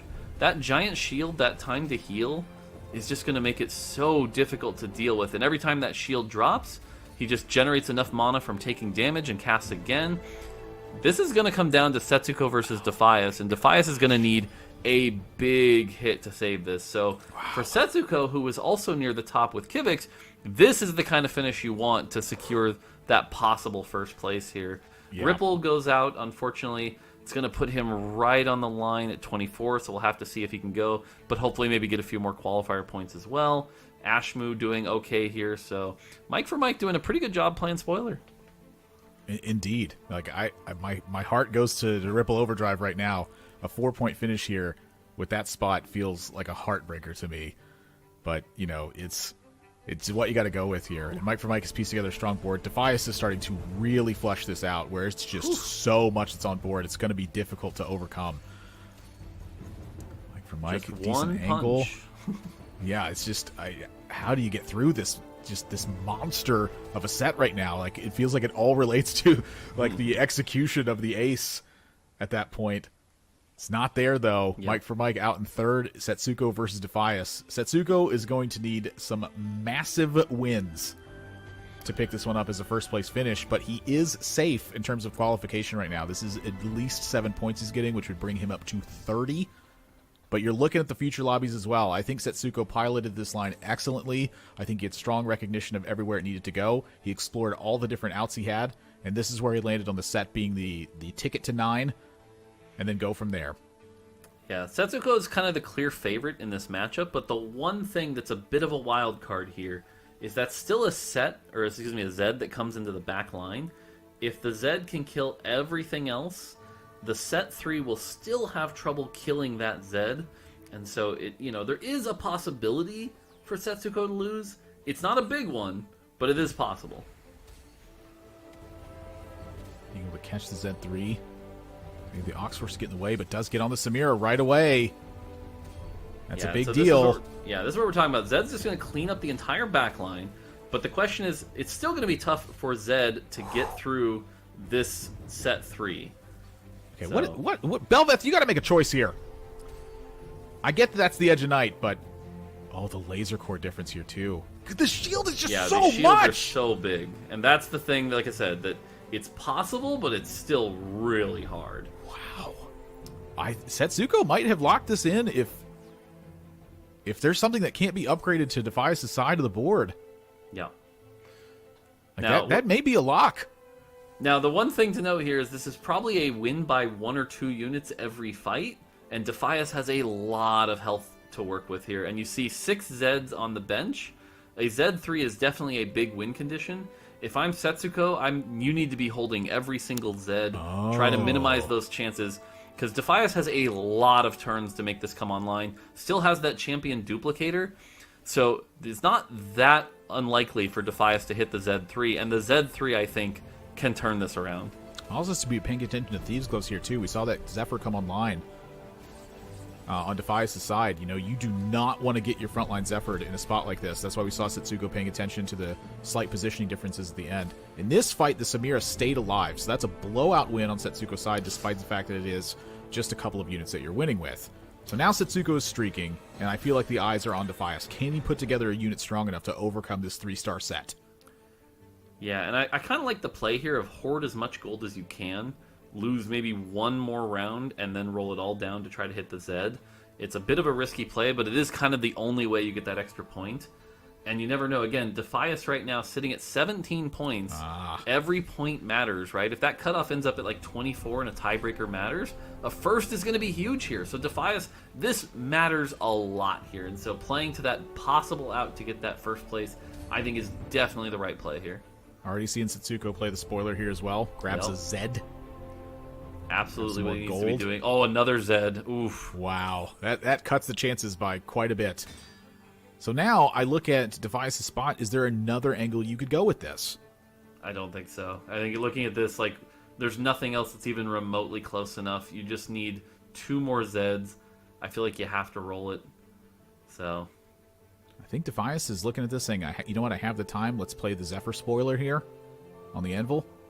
Yeah, I like that he's kind of waiting till the last minute to, like, not let the opponent know that the Zephyr is there. You're probably going to see a Zephyr on the Samira here. Yep, that's exactly what it is. It looks like Setsuko also upgraded to 5 mech because the Janna did not get mech'd here. The Leona... Oh, that's a big win. Oh, wow. All right. Defias has got to send it here. Yep, it is Z3 or nothing. Big roll down here, looking for every Zed he can find. Is there any other option? I really don't think so. Urgot 3? Wait, Urgot 3 would definitely be a twist. I mean, I'll take it. I don't think it's showing up, but, you know, I'm going to grab him while I can. It's not costing any gold. It's just a little bit of time. One Zed. He missed a Zed! Oh, he missed a Zed! Oh, that's heartbreaking. He missed a Zed. Oh, that's heartbreaking. That's probably the end here. I mean, he might have one more round, but man, missing that Zed now, you're just so far away. You don't have the gold. That pressure just kind of getting on that big roll down. And again, I think the Urgot was a little bit of a bait there because you weren't really going to hit 6 Urgots on that big roll down. So that's probably it for Defias here. And so hopefully, you know, 7 points will put him at 24, which is going to be right on the cutoff. So it's going to be really close here, but oh, that's such a heartbreak. All right. Real question. Is there anything that you could possibly all in on? I mean, so the only other alternative would have been save those Urgots that he had from the last turn, sell board, maybe hit an Urgot 3. That was probably the only other play, but again, that's so unlikely.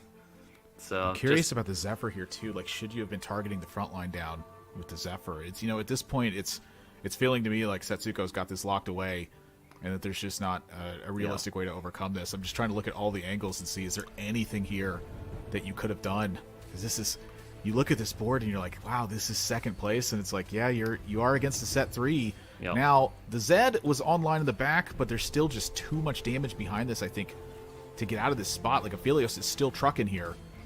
Yeah, I mean, even if you ignore the Aphelios, I just don't think the Zed can ever solo the set 3, right? It's just not enough. Yeah, it's just not there. Lock it up and throw away the key. Setsuko picks up another first place, and that's going to cap off the day, the break off, at least at 31 points for him. And my eyes right now are really on Defias here. That is a really tough second place to walk away with, but maybe it's just enough. Hopefully, but my eyes are wide open after seeing a set 3. And like Mordog said, that just seems unbeatable with the anima visage on it anyway. But to just start kind of on the bottom half of things, we had some unique things, some unique augments pop up more with out of all the 2-cost rerolls. That we could expect to see this weekend on stream anyway. This is the first time we've seen Camille carry by Stellar Minhee, who pulled the trigger on that, ended up in 6th place. What were your expectations coming into the tournament when it comes to Camille carry in tournament play, or maybe her strength overall? Yeah, so the challenge with Camille carry, as you saw, can get some big numbers there, right? We're seeing those 1,100 crits, those 1,200 crits. But in this meta, with mech being so dominant, you very often get stuck on that, or you have to play the hacker to get that Camille into the backline. In both cases, either way, you're still kind of stuck in a risky position where if you don't hack onto the right side, you're not getting the right damage. And as we've seen with reroll comps in tournaments, if you don't hit that Camille 3, it can be very risky. And so I think for Stellar, you're kind of in this situation where the last game didn't matter, so you can kind of play it. We see it a little bit on ladder, but for tournament play, it just seems a little too risky without a really strong admin or the right perfect line where it just kind of falls into your lap. Yeah, like maybe this is a safe top 4 on the ladder, but with set 3s or just all the mechs that we saw today, it seems like a tough front line for a Camille to chunk through. Maybe that explains it. And Admirable, we saw, speaking of set 3s, I just can't believe we got to witness that live and even in a tournament setting. How is this possible to hit a set 3 when it feels like everyone is playing mechs? Like, should players be trying to block a set 3 in the late game? I think that the answer to that is just, you could probably pretty much generalize it as no, don't block the set. It's like you either have an opening to play a mech frontline or you do not. It does require items, and typically when you look at that, it's going to be something like Dragon's Claw, it's going to be something like Bramble, and you're going to need a regen item on it. And it's just in that one, Setsuko had it all, and he had the champion duplicators early. He managed his gold pretty well. He was on a win streak to top that off. And when everyone's playing for wins, what's going to happen is players have to take these greedy lines. For Setsuko, that greedy line was available, and it was available in a pretty healthy life total as well. So he chased down the Samira that ultimately didn't get there. The set did line up for that. I think if you're going to block that, you're kind of throwing gold away. And if you don't block it, it's like, yeah, some players are going to be able to put that together and run away with the game. That's exactly what we saw in that spot. To me, it's just impressive that he can manage to do these things in tournaments just in general. And it's like, we're finally seeing it come together. Like, we've been talking about the Prestament Prophecy and how he wins set 8. We've been waiting for Setsuko to have these breakout wins for so long now. There's 2 lobbies left. If he can keep this style up, this is a big runaway that he can put together here. But it's just a couple more lobbies here. So I have to call out, though, that game in particular, like we talk about, pro players like to joke, like whether or not they actually high rolled or something like that. That game in particular for Setsuko, there were so many key moments that went perfect for him, right? We talked about the champion duplicator that he was holding on to. And it's like he had a Samira 1 for a long time, and then, 2 Samiras in the shop. Don't need to use the duplicator. And then we saw the Aphelios. 2 more Aphelios, don't need to use the duplicator. Oh, look, a second duplicator. Like, as far as high rolls go, that was a very good game for him, where everything sort of made sure he wasn't even baited to use the champion duplicators, and then found the alternative with the set. So, definitely one of those games that you look at and you're like, cool, thanks for that, I'm glad, but I still got to get back into my A game. Every game can't be like that. Sometimes you get lucky and sometimes you're talented and can figure out how to salvage a situation, right? But we had players who shined the brightest in this final game before we cut our player of pools in half. Let's see our lobby winners from everywhere else. And don't worry if your favorite players didn't make it through. The qualifier points are still very important. So we have Juke U, Lobby A with a 4 admin LeBlanc carry. Okay, clear with the Senna carry version of 4 sure shots. Setsuko, you watched the set 3 in action, and JD with a big comeback with 6 Renegade Viego. So Admirable, we don't get to usually see kind of a more vertical admin. Sometimes it's trickled in. Anything else kind of stand out to you? Or? Well, I'm very curious about what the admins ended up being in this one. Bryce hit the nail on the head yesterday when he said we're kind of scratching the surface of what these admin comps can actually unlock. It's going to adapt over time, and it's going to change because players are just going to discover powerful lines for it. We've seen that shine through a bit here today. We're seeing the power that Endless Pizza can provide. It's just a very powerful augment, and Clear able to run away after he was praying in chat for Mortdog to give him bigger, better buckler. I imagine this is probably a stronger outcome at the end of the day for Clear, who puts a big win on the board where they were sitting at, I think it was 21 points coming into the lobby. Setsuko, of course, we saw him run away with that one. And JD Zielinski, I have to call out just a strong performance overall. I don't think that this win was enough to bring him into the top 16, but I think he has been putting together some strong boards in really tough lobbies that we've seen throughout the course of Defender Cup here. So I want to highlight that in general. And the scoreboards, here's the tip at the top. Robin with a second, Prestevin third of A, Pros and Wajan Iverson, also a big bounce back. Defias and Mike, you did just see that in Lobby C, second and third. And Zhao Dan and G at the top of Lobby D. That rhymes. And Cream, Kyvix. Kyvix, we'll see if he's still in a good spot, but that 8th doesn't help. Remember, those points still accumulate. Stop, drop, and roll with yet another 8th, and Yogurt at the bottom as well. But what really matters is who is still safe. Who are our 16 players moving on? And they're on your screen. The cutoff at 23 points. Soju out. JD out. Prestevin gone. There's a lot to be sad about. A lot of players celebrating, though, admirable. It's the bittersweet moment of TFT tournament play where it's right there.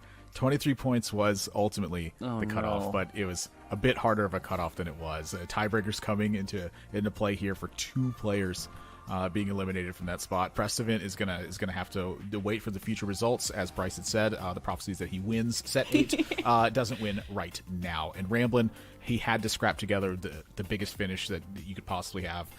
It wasn't there this game. But look at this top 16 we have. How are we not talking about a Nico?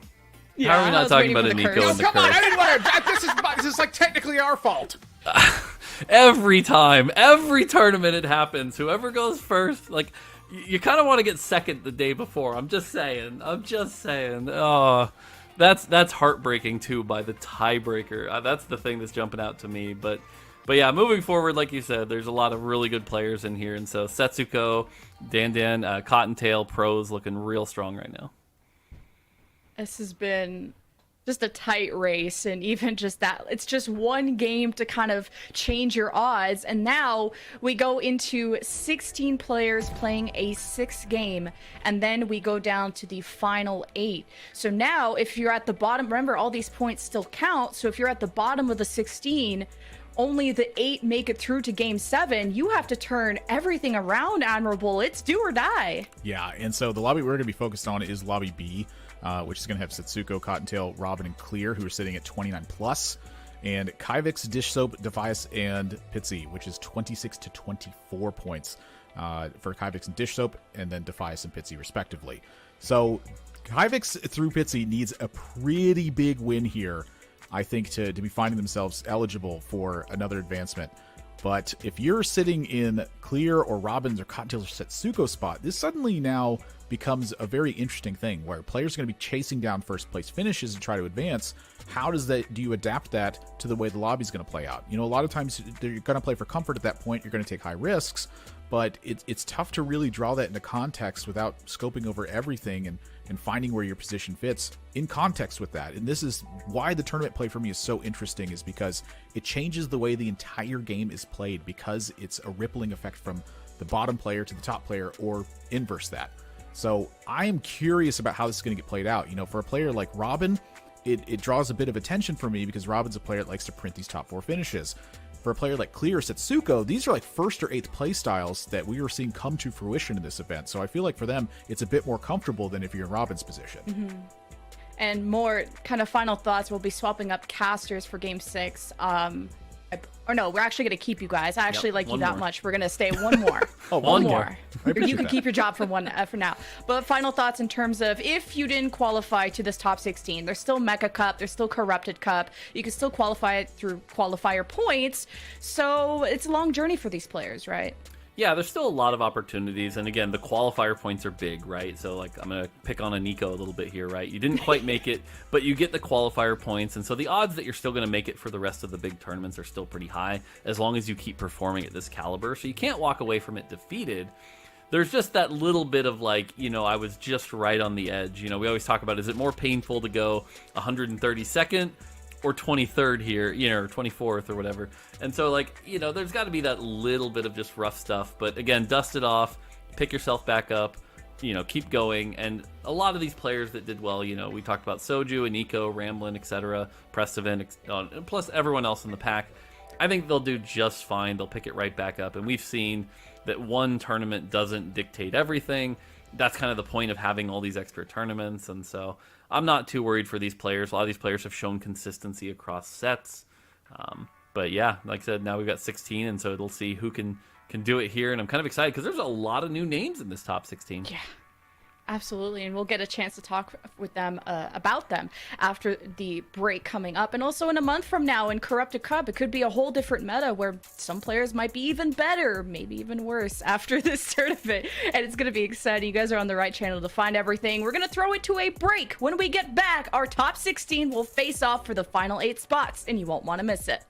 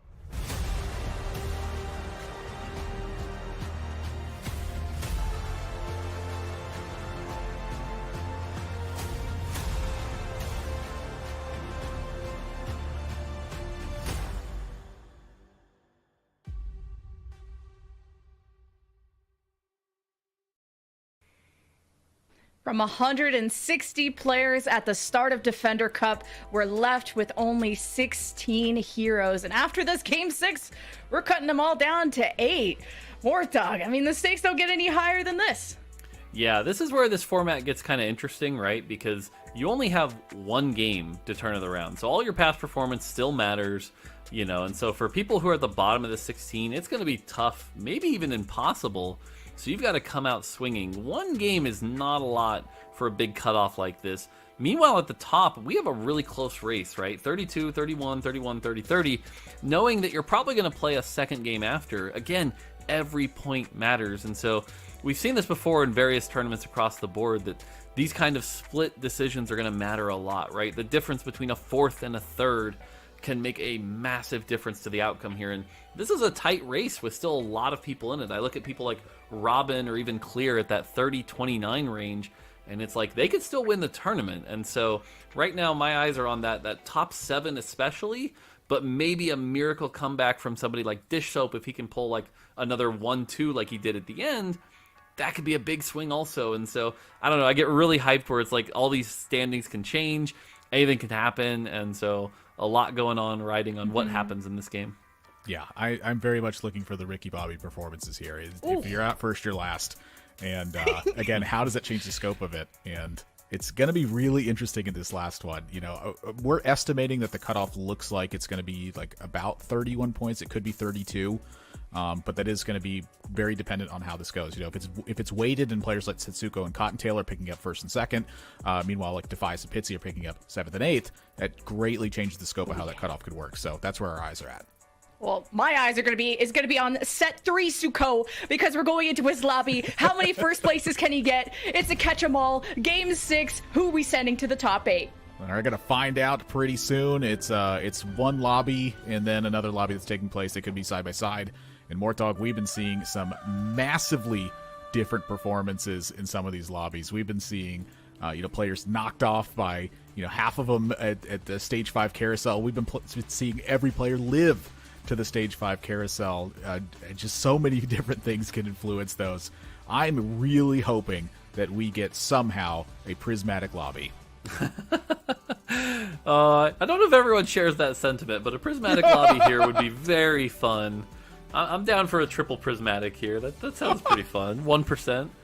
Are those knobs I'm hearing tinkering right now? I mean, you can't see on the monitor right now for a reason, but it's interesting because we've seen some, like you said, some games where people are out at like 4-2, 4-3, 4-5, and then we've also seen some of our longest games today. 7-3, I believe we saw one of them go to. So pretty interesting, and I think Mech in particular contributes a lot to that, right? Where you're only losing by 1 unit, but it's a pretty powerful loss, causing you to sort of slowly bleed out there.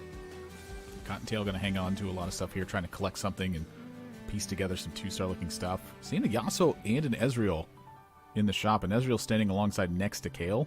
I do want the pair of talons here for sure when we have an Ionic Spark handedly available, should he so choose. Cottontail has had some pretty strong finishes over the course of this tournament and able to piece together 31 points today in 5 lobbies. That is a massive average to be having. Yeah, for sure.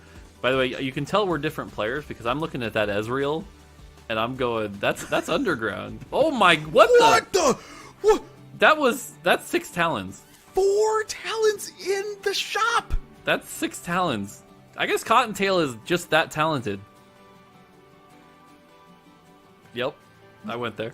Okay, well, I'm not super impressed with the Ornn items here. I mean, Triforce isn't the worst, but... Oh, please enlighten me. I mean, it's not the best, but it's not the worst. But is he not going to buy these talons? In my head, there is a 0% chance that I don't buy these talons. But again, I tend to fall for spots like this. Like, is Cottontail playing for a big first place finish? Is he looking around the lobby, see if other players are trying to hunt this down? Is he crunching the numbers here? Like, I do like the defenders in with this to just give you the extra armor, so the extra time for this 1 talon's probably enough to get something done. I don't think this is like a huge win streak spot that Cottontail is in right now, but when you have a potential for a natural Talon 3 on 2-1, I don't feel like that you can justify passing this up. No, I don't think you pass this up at Isle. Even, at level 4, you're just playing 2 Talons, right? And those 2 Talons are going to take out key units. And worst case, you lose by 1 or 2 units, right? Best case, you take out key targets quickly and you end up winning fights where you're down a level like this. Yeah. And I like the not leveling here just for the slightly increased odds of seeing 1-cost units. Meanwhile, we're on Clear, who's got the Sona and the Kale, but missing the Ezreal or the Vi here. So we get a look at the augments. And Clear takes Cluttered Mind, which is not nearly as popular as Clear Mind, pun intended with his name. And so, it'll be interesting to see if he can pull this off, because Cluttered Mind, I'm going to mess it all up, Cluttered Mind does not perform nearly as well as Clear Mind, but being able to take it here with that gold start and fill up that bench quickly might be okay. Yeah, I think it's pretty clear why it doesn't line up as well as Cleared Mind does, is that it costs you a lot of gold to get this one online. I think it can be very powerful, but this is a tough line to navigate because functionally you're working with just less gold than what your opponents have. So it's like a different form of investing this gold into XP. And as we looked around, we saw Portable Forge, we saw Prep 2, we saw Sunfire Board, we saw another Portable Forge and Laser Core. So 3 players right now are on economy augments for this. And I feel like, again, top players, they just operate so well with economy augments that it's just unbelievable. Now, for Defias, it's not quite the same thing. Hustler definitely is a very aggressive augment that you piece together here because you're just getting natural gold every single turn. You're not having to accumulate it. It's just being gifted. That's on ally death, admins gain 40 mana. That is definitely the one that's incredibly powerful, but not when you've already locked a Death Blade. So, yeah, little unfortunate there that he had to already lock the Death Blade, but that was an opportunity to go a very powerful branch of the admin. Yeah, and you're seeing that aggressive push here from Defias, and again, it's because there's no investment into your gold count at this point. Hustler shuts that off and gives you gold every single turn. So all of this gold is going to be looked to be spent until you have to save up for a push to like level 7 or level 8. In the meantime, it is just accumulate as much as you can and get the strongest boards you can. And I feel like for Defias here, this is a big pickup. Hustler is such a powerful augment, and if you're sitting at 24 points and we've estimated that the cutoff is at 31, and it's a pretty generous cutoff that we've estimated, you need a first place here. Yeah, for sure. Having those 2 Ramesses to start with is also really strong. We're getting a look at the items there. We see Cottontail with the Infinity Force, Pitsy with the Anima Visage, has that opportunity for Sunfire. So again, kind of like we saw last lobby also, not really a ton of item slams other than Dish Soap with that Last Whisper, Robin also with that Last Whisper. We're seeing the value of Last Whisper here. But otherwise, everyone kind of gunning for those really strong finishes. Also just some awkward combinations, right? You look at Setsuko's items, and best case you're slamming a Guard Breaker, but you're not probably slamming that Zephyr early, things like that. So we get a look at Robin's board here. Has the Senna, has the Last Whisper, really looking for that Sivir now to get that 2 Sure Shot online, playing around a 4 Brawler and a Sunfire, so at least should probably be able to get a couple kills with this, but definitely not the best board that he's looking for. But again, we've seen this from Robin all tournament, right?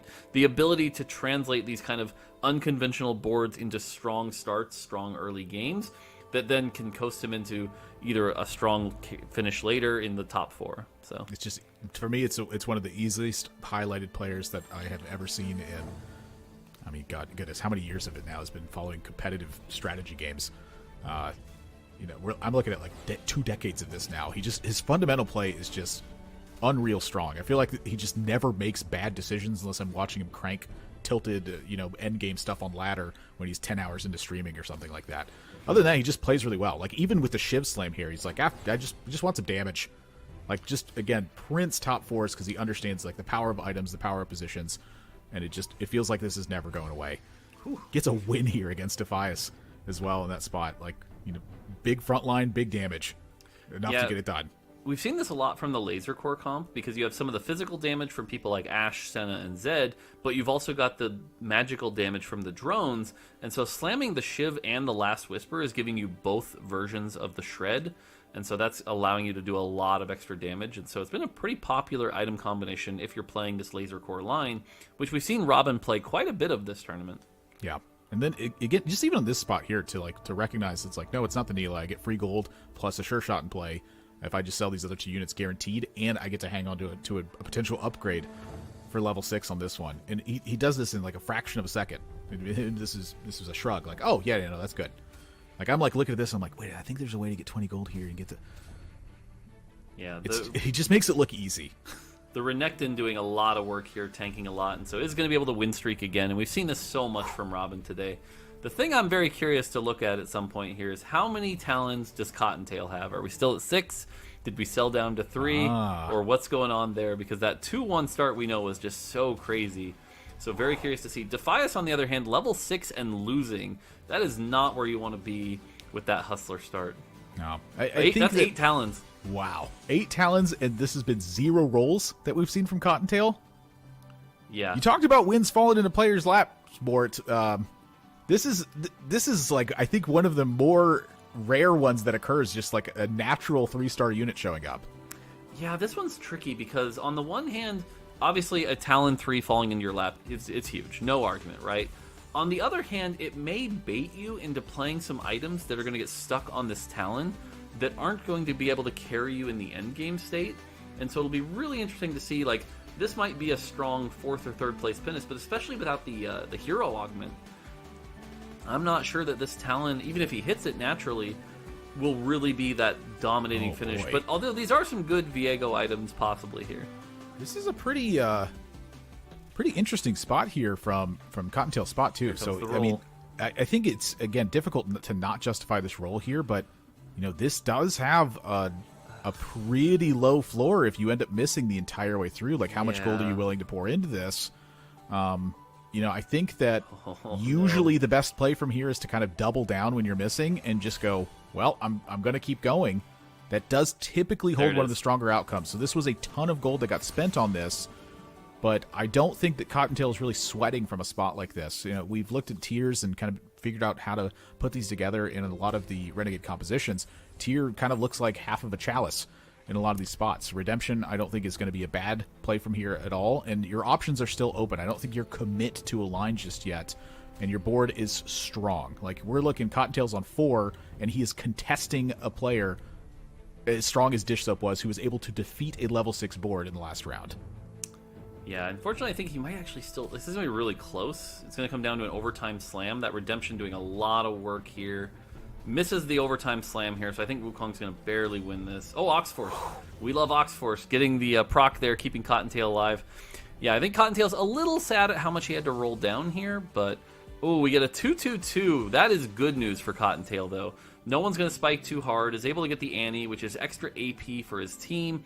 That is a great augment for him, and so... Yeah, now it's just kind of build up that economy back up. He'll be down for a little bit here, but again, that Talon 3 carrying just so much power here. If he can get a Gunblade on that, that'll probably really elevate him into great status at this point. Yeah, swap out our Kyvix board, meanwhile, and we're seeing a 3-2 roll down take place. This is pretty common, I'd say, for a lot of lines you're going to take here in set 8. It's just these are aggressive lines, but it looks like he's pretty hard committing to the idea of Kaisa here. There's a lot of recons on board. No. You have natural support with that, and you're collecting 3s. So if you actually look at the augment, he took the Ezreal carry augment. So this is the augment where every time Ezreal casts, he gains 20 AP and 20 attack speed, so he can ramp up really powerfully. And he has a tier already, which can lead to the blue buff. Blue buff Gunblade is sort of the best itemization of that Ezreal. And so it's interesting to see in these final lobbies somebody committing to a 2-cost carry augment from this position. It'll be interesting to see if that pays off. This does kind of like fit. I'd say the playstyle for Kyvix though is he's going to play what he thinks is best from his standpoint. It doesn't really fit the bill necessarily of how the meta is going to shape. And I think that I feel like that this Ezreal augment is totally fine if you have a strong enough front line. Just a lot of natural power here. And again, when you hit this much stuff, I feel like it is better a lot of times to just kind of double down. He's just collecting so many 3s, and this is 6 Ezreal now. Yeah, we're looking at the 6 Ezreal, but the more important, he has 8 Cho'Gaths. There's so much coming together here. This is fascinating. But again, to roll it all and spend it all at this point, I mean, again, it's one of those situations where I think we've talked about this all tournament, right? Like, we're at that point where Kivix needs an incredible finish to continue on and possibly get a first. So even if this looks weird and has a low average finish, if he hits, it becomes an incredible first place finish. And so playing to that low percentage but high finish out is probably the correct play, even though it looks weird and looks wrong in a normal ladder situation. I think it's a great breakdown of how that's going to look too.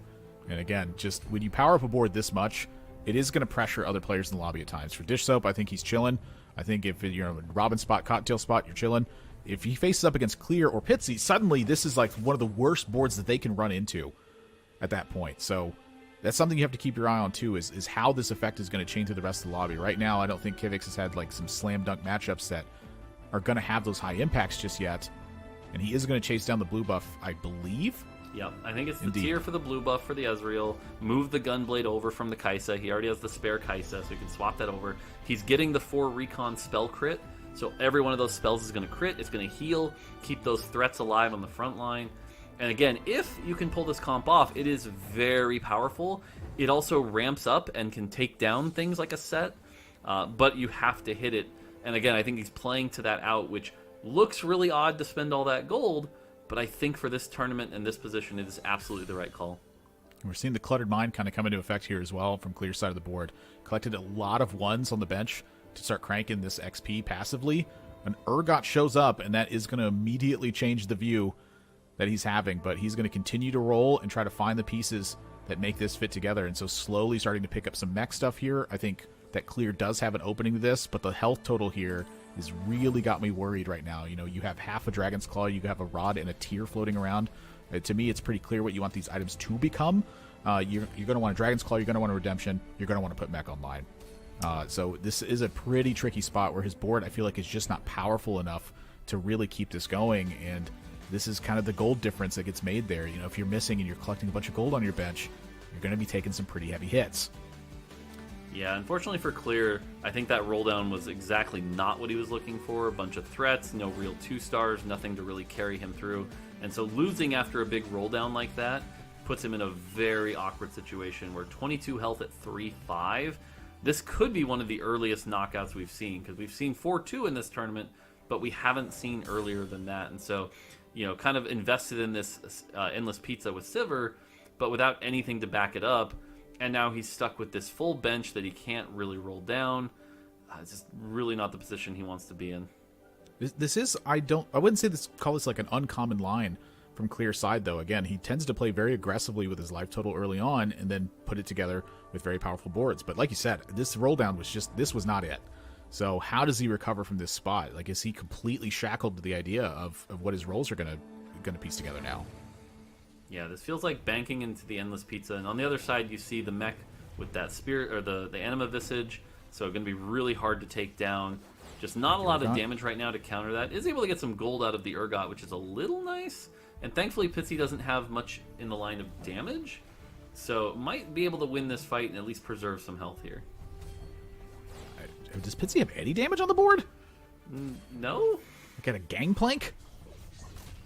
Like, yeah, I'm not sure what was going on there. This is kind of odd to me. Again, Pitsy does need to play from a first place position. For Pitsy, it is first or dust. So these high risk scenarios, again, they look very odd, and sometimes you look at the boards and you go, what's going on? They have to go all in on these scenarios, or just nothing's going to work. So it's just the spot that you've been faced with. It's where you are, and at times it can be tough, but you know, where do you go now? Like, yeah, the big thing here is he was looking for another mech to combine into the mech while keeping the Draven online, because he's playing that Draven support right now. But the Draven support augment makes this really awkward and having to invest the items there, because now at the very least he needs another Draven that he can cycle out and then move the items into something like the Samira that you would expect from these items. But again, at 22 health, you know, we're rolling for Draven, because we can't imagine we're playing Draven from this position. There's the replacement Draven. I think he's going all in on the Draven. That's a play. Draven reroll when he's not the mech is okay. Interesting. Playing for 5 mech? At level 6 with no Leona? Alright. Well, you're trying to crank the mech emblem at a 4-2, right? Okay. Maybe. I'm Maybe. not trying to justify the line. I'm trying to explain it and figure it out. Like, this is a very odd spot, I would say. Like, I don't think that I've ever seen this line take place. Yeah, I think the big thing to call out here is we talked about, he does need a first place finish, right? So we have to look at these crazy comps that maybe could get first place. I just don't think we've seen the evidence that Draven has the potential to be that first place comp unless you're playing one of the really, really powerful lines where you're playing around one of the crazy admins, and we just haven't seen that in this case. So, yeah, that's going to be a tough one. Clear down to 8 as well as we head into 4-2. Ooh. Robin here, easy laser core pickup from that one. That's a send it to 8. And how much gold do you pour into the board now at this point? Kyvix 3 stars the Ezreal. That's big. 3-star Ezreal with that carry augment we know is very strong. Unfortunately, we're looking at Clear and Pitsy here. Clear might go out at 4-2 here, so again, tying for that early knockout. And then Pitsy we've seen kind of struggling, unless we see that Draven 3 in the corner, which even then, we saw like Appies go out with that pretty hard yesterday despite the 130 health. So that's where I'm not sure what's going on there, but we'll have to see. Robin, though, really looking for the 6th laser core.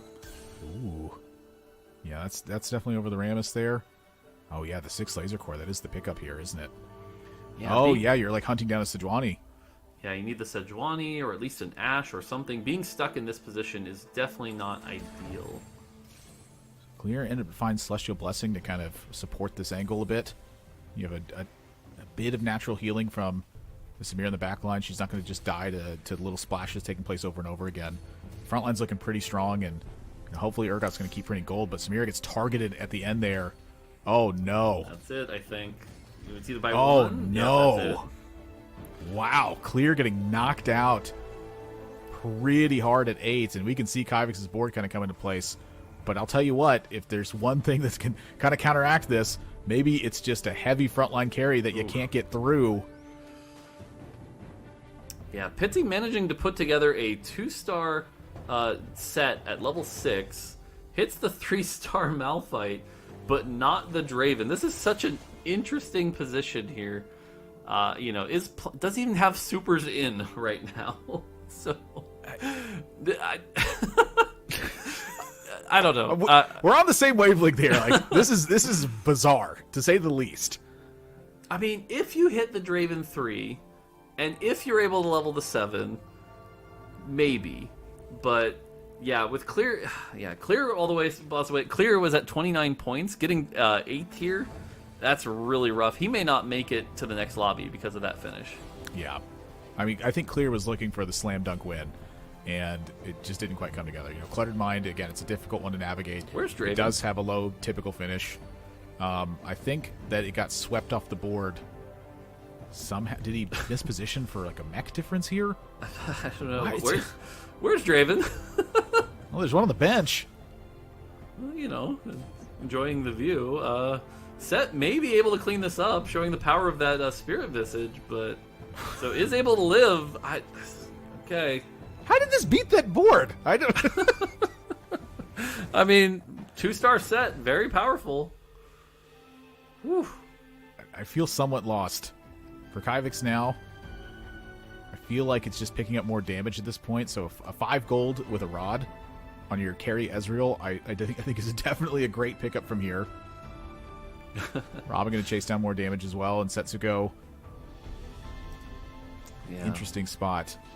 Yeah, Kivix spatula. I'm definitely interested to see where Kivix is at because he has the Ezreal 3. Hopefully by now also has the Cho'Gath 3. And we know he was spending all that gold. No, still doesn't have the Cho'Gath 3. Okay, that's when we saw he was at 6 Ezreals and 8 Cho'Gaths. So to still be stuck here has got to be a little frustrating for him. Yeah. I think this is a good spot to all in on it though. You have this 3-star in the back line, you have a strong front line put together, you have a Rammus to back up if you hit the Cho 3, and they were still 2 stars you're hunting down with Kaisa and with Vayne.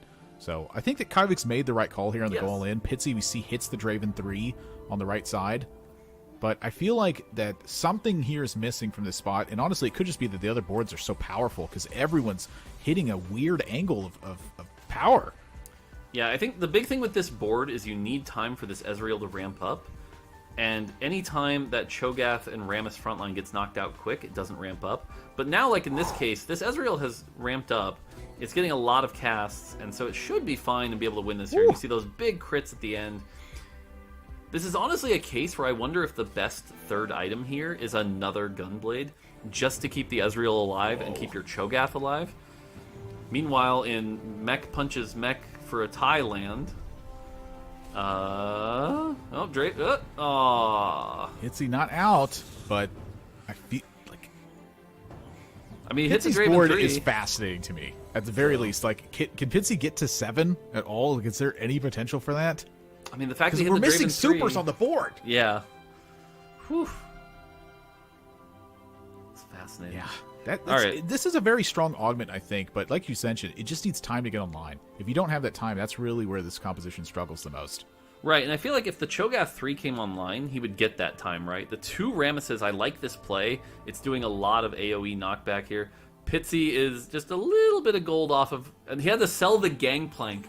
So he's going to have to re-find the Gangplank to even get super... Yeah, this is not looking ideal. Got Zephyr as well. You don't have a way to take down the Leona, so this is just a free cast onto this for the Draven's rest dead. of the fight, but Set manages to kill it.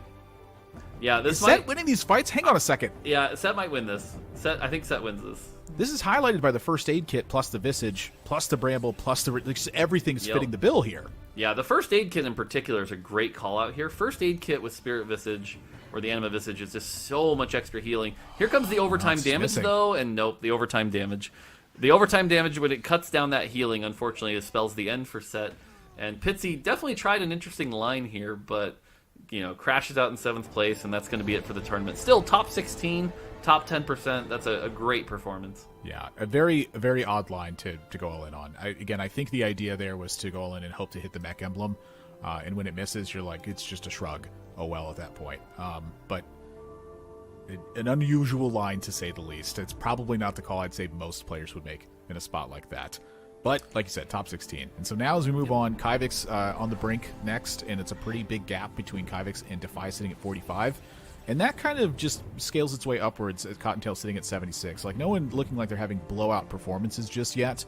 But when you look over the boards just very quickly, it seems like there is a lot of potential for high caps that the players have right now. Yeah, again, like you said, a lot of different caps here that can be going really well. We're seeing the preparation. Dish Soap leveling to 8 here. We've seen Dish Soap, and lots of players have great success with this.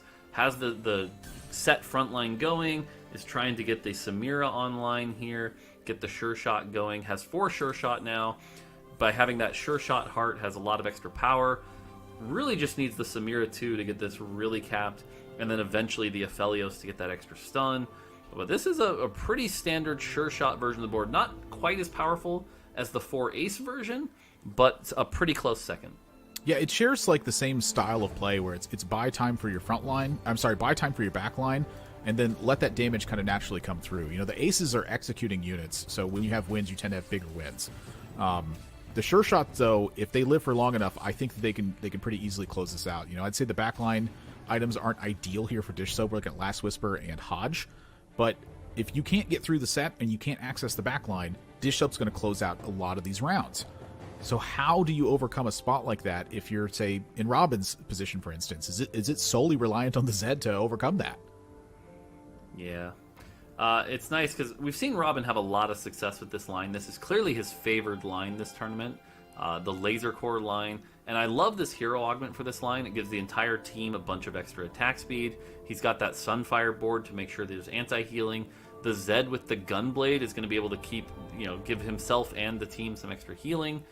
So overall, this is a really good spot to be in for a solid top 4, which is what Robin was really looking for. Misses the spot on the Zed. So you're going to start chewing on backlines here. Ooh. And that's not the spot you wanted Zed to go. Oh, yeah, curved the wrong way.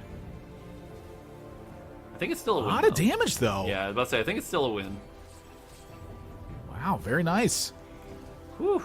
So Dish Soap was sitting at 30 gold, and I imagine he felt pretty comfortable in that round. Seeing that kind of loss, though, makes you think a bit. And Kyvix taking a big hit here as well. Yeah, so Kyvix was another player that, again, really needed a strong finish here. Trying to get that 3rd or higher, basically, to probably make it. And so I like the attempt playing the unconventional line here with the hero augment. Has it all come online? It just came on a little late. We don't have the Rammus 3 yet. If we were level 8 with the Rammus 3, I feel like there's maybe a shot to win this lobby. but unfortunately from this position, just couldn't quite pull it together. Which, again, I think this was the right play, right? He invested in an unconventional comp that, if it had come online, was a win, and that's what he needed. So even though he's going to end up in a 6th here, I don't think he has to be upset at the play. I think it was the correct play, and I think he should be proud of it. I'm not convinced he ends up with 6 here. I think this board's a lot stronger than it seems like given the loss that he just took place with. Like, look at how strong it's performing versus what Setsuko has right now. Like, this Ezreal's hitting hard. If you don't take down the Ezreal or pressure the Ezreal right away, he's going to pick up wins. And we're 1 Rammus away from a 3-star right now. He all-ined on this one with the Carousel to back this up. I think the winning play on that last spot was the fact that he was up against a Talon 3. So the Talon 3 was able to chase that down and ultimately pick it up. I feel like if he's not facing Cottontail, he has some higher finish potential here. Problem is Cottontail's at 76, so he's not leaving the lobby right now. Yeah, Cottontail, we saw invested in that early 8 Talon, 6-handed to him at 2-1, so definitely, feeling pretty good about that, and that Talon doing some great work here. Ooh, the Oxforce emblem also opens up some interesting potential for Cottontail to take out something that's a little weaker if he wants. And yeah, Gun's right for it, so if he wants to take out something like the Fiora or anything like that, that's a really good item for him to hit here.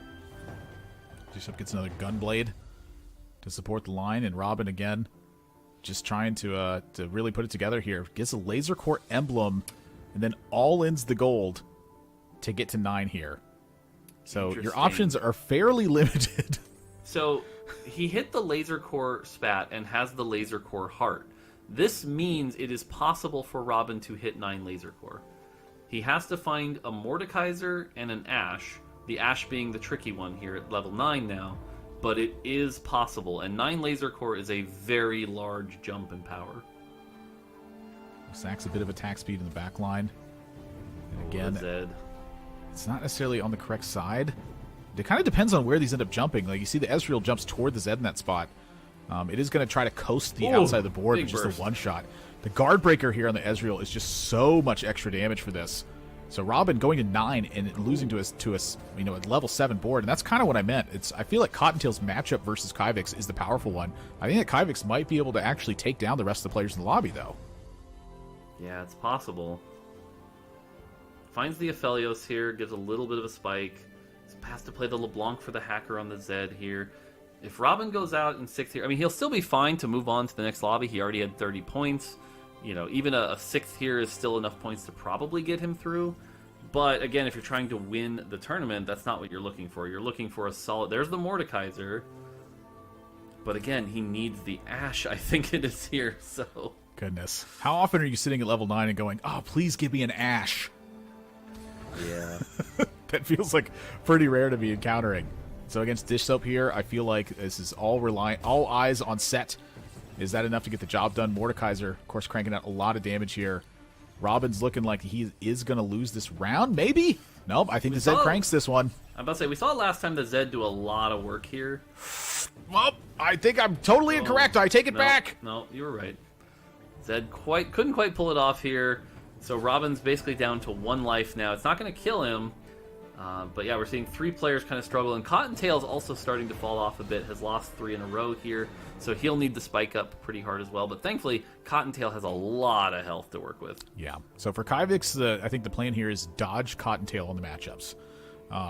If you can't dodge Cottontail in the matchups, so be it. For Robin, the plan is find an Ashe, and then you have 9 Laser Core online. For everybody else, I think that they were looking like they're hunting down level 9, or just the 2-star cap for the rest of the board. So this is a pretty close lobby that we have taking place. Defias, we see go to 9 on creeps. Whew. So we got some strong stuff that's being put together here as we head into stage 6. Yeah, that's pretty interesting, because Setsuko's looking pretty comfortable here. Robin should be okay. Unless, 6th place is a little close, but even that should be okay. Dish Soap, though, is one of those players that really needed a strong finish here. Sitting in 2nd at 35 health, has a pretty good shot here. Can we see the Ashe at level 9? This is such a hard roll down that probably isn't happening, but if it did, would be a really interesting way to go into this point in the tournament. So, Fiddle's pair Fiddle, pair of Mordekaisers is going to eventually say, you know what, the Mordekaiser 2 isn't there's the Ashe! done. Ashe gets found! He's got to figure it out quick. He has to take out, there it is, 9 laser cores. So this is a big spike, takes out the fiddle, and we're going to see a lot of drones here. 2 drones per character, and they're all going to shuffle. And you can see that damage is going to be really big here. The Zed's going to eat things up real fast here. And as things die, there's going to be even more drones. Look at that formation in the back. It's down to just the Zed, though. He's trying his best with all those drones. Oh, the wave. The wave.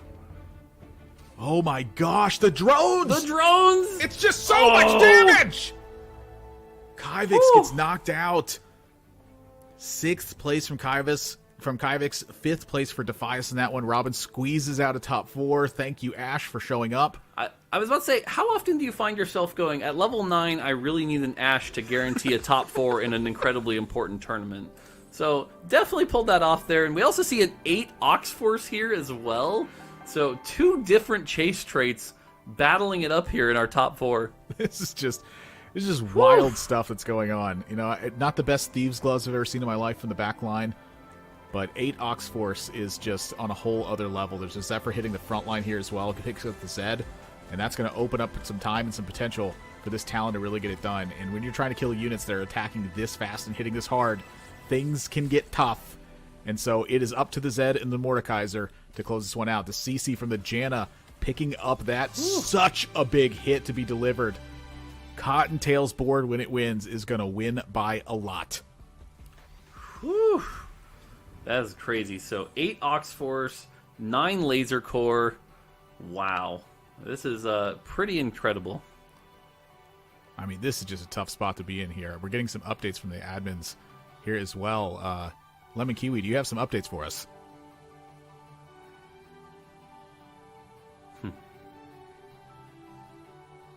I can hear you. All right.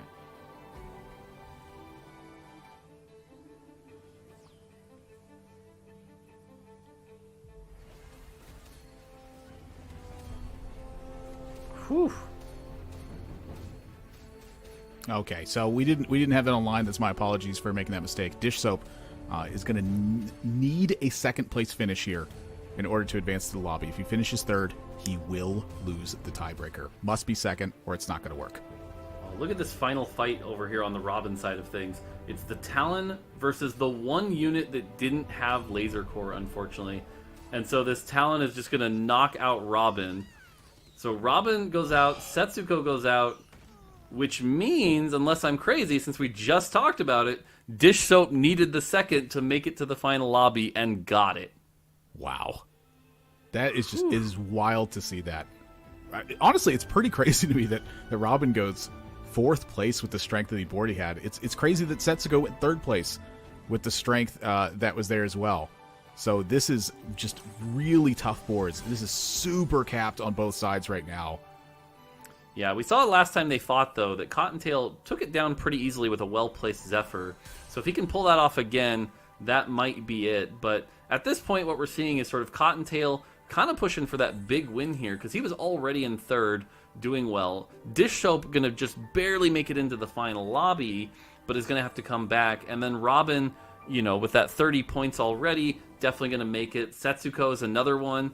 So right now we're seeing kind of our top 4 who are going to do well in this lobby and also make it on to the next lobby, it looks like. Pair Zephyr's not a huge impact from Dish Soap's side. Just a ton of damage that comes through from this. My gosh. It's just so much. Is Dish Soap putting together a first here? I mean, I feel like he's got the board online, and this is just so much damage that gets cranked that I'm not sure this is able to be pushed through. Yeah, it feels like you really have to land the Zephyr on the set, and as long as Dish Soap doesn't mess that up, then it should be fine, because you can't really get through that front line. There's no way to skip that really powerful set that, again, we've seen with those very... Like, this is basically best-in-slot normal item set. You've got the Bramble to prevent the crit damage, the Redemption to prevent the AoE damage, the Dragon Claw to prevent the magic damage, all the healing from both. This is best-in-slot set, looking real good here. Isn't going to be able to land the Zephyr, it looks like, and so, yeah, I imagine this fight probably goes Dish Soap's way. I mean, this is in addition to the fact that you have like actual the augment preparation from Dish Soap's side as well. Like it's cranked the stats of these units in additionally to everything that just got mentioned. Now, Talon did get uncontested in this spot, So Talon's cooking up some damage here, but again, it's just the Mordekaiser's way too much to deal with. Cottontail, these are big hits they're taking right now. We're going into effectively our final round of this lobby right now. Yeah, the big thing here also is that Talon is a 1 cost, and so as good as he was early and as much as he can do, a 1 cost can't really take down a big mech and this Mordekaiser and things like that. And so even with the power of that 8 Ox Force, he's not really a champion that scales super well off that attack speed. And so that 8 Ox Force is really nice, but just isn't quite as much as the fully prepped, legendary and mech board that we're seeing on the other side. Items here not going to have a huge impact. So many Thieves' Gloves on Cottontail's side of the board as well. Meanwhile, Dish Soap is still prepping some units. They're not fully prepped.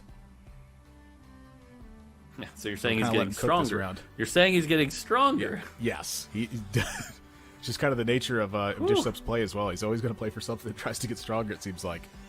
This is going to be item at the end of the round, it looks like. Or towards the end of the round, there's a time frame to it where you can hide your opponent from knowing that you have a Zephyr or a Shroud, for instance. Yeah, I will say, Dish Soap, again, knowing that he's coming in, even if he makes it to the next lobby, he's coming in at a point deficit.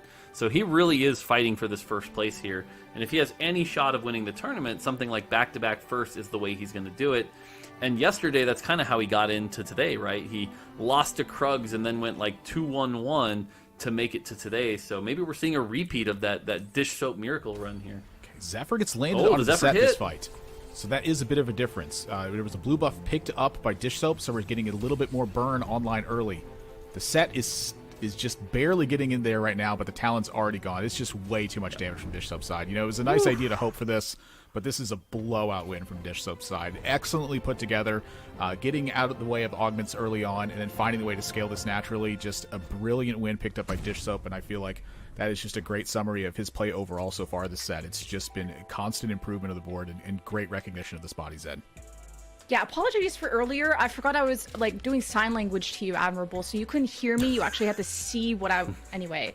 But I'm glad you gave the update, because Dish Soap needed that second, and he did even better. He got a first. How about that?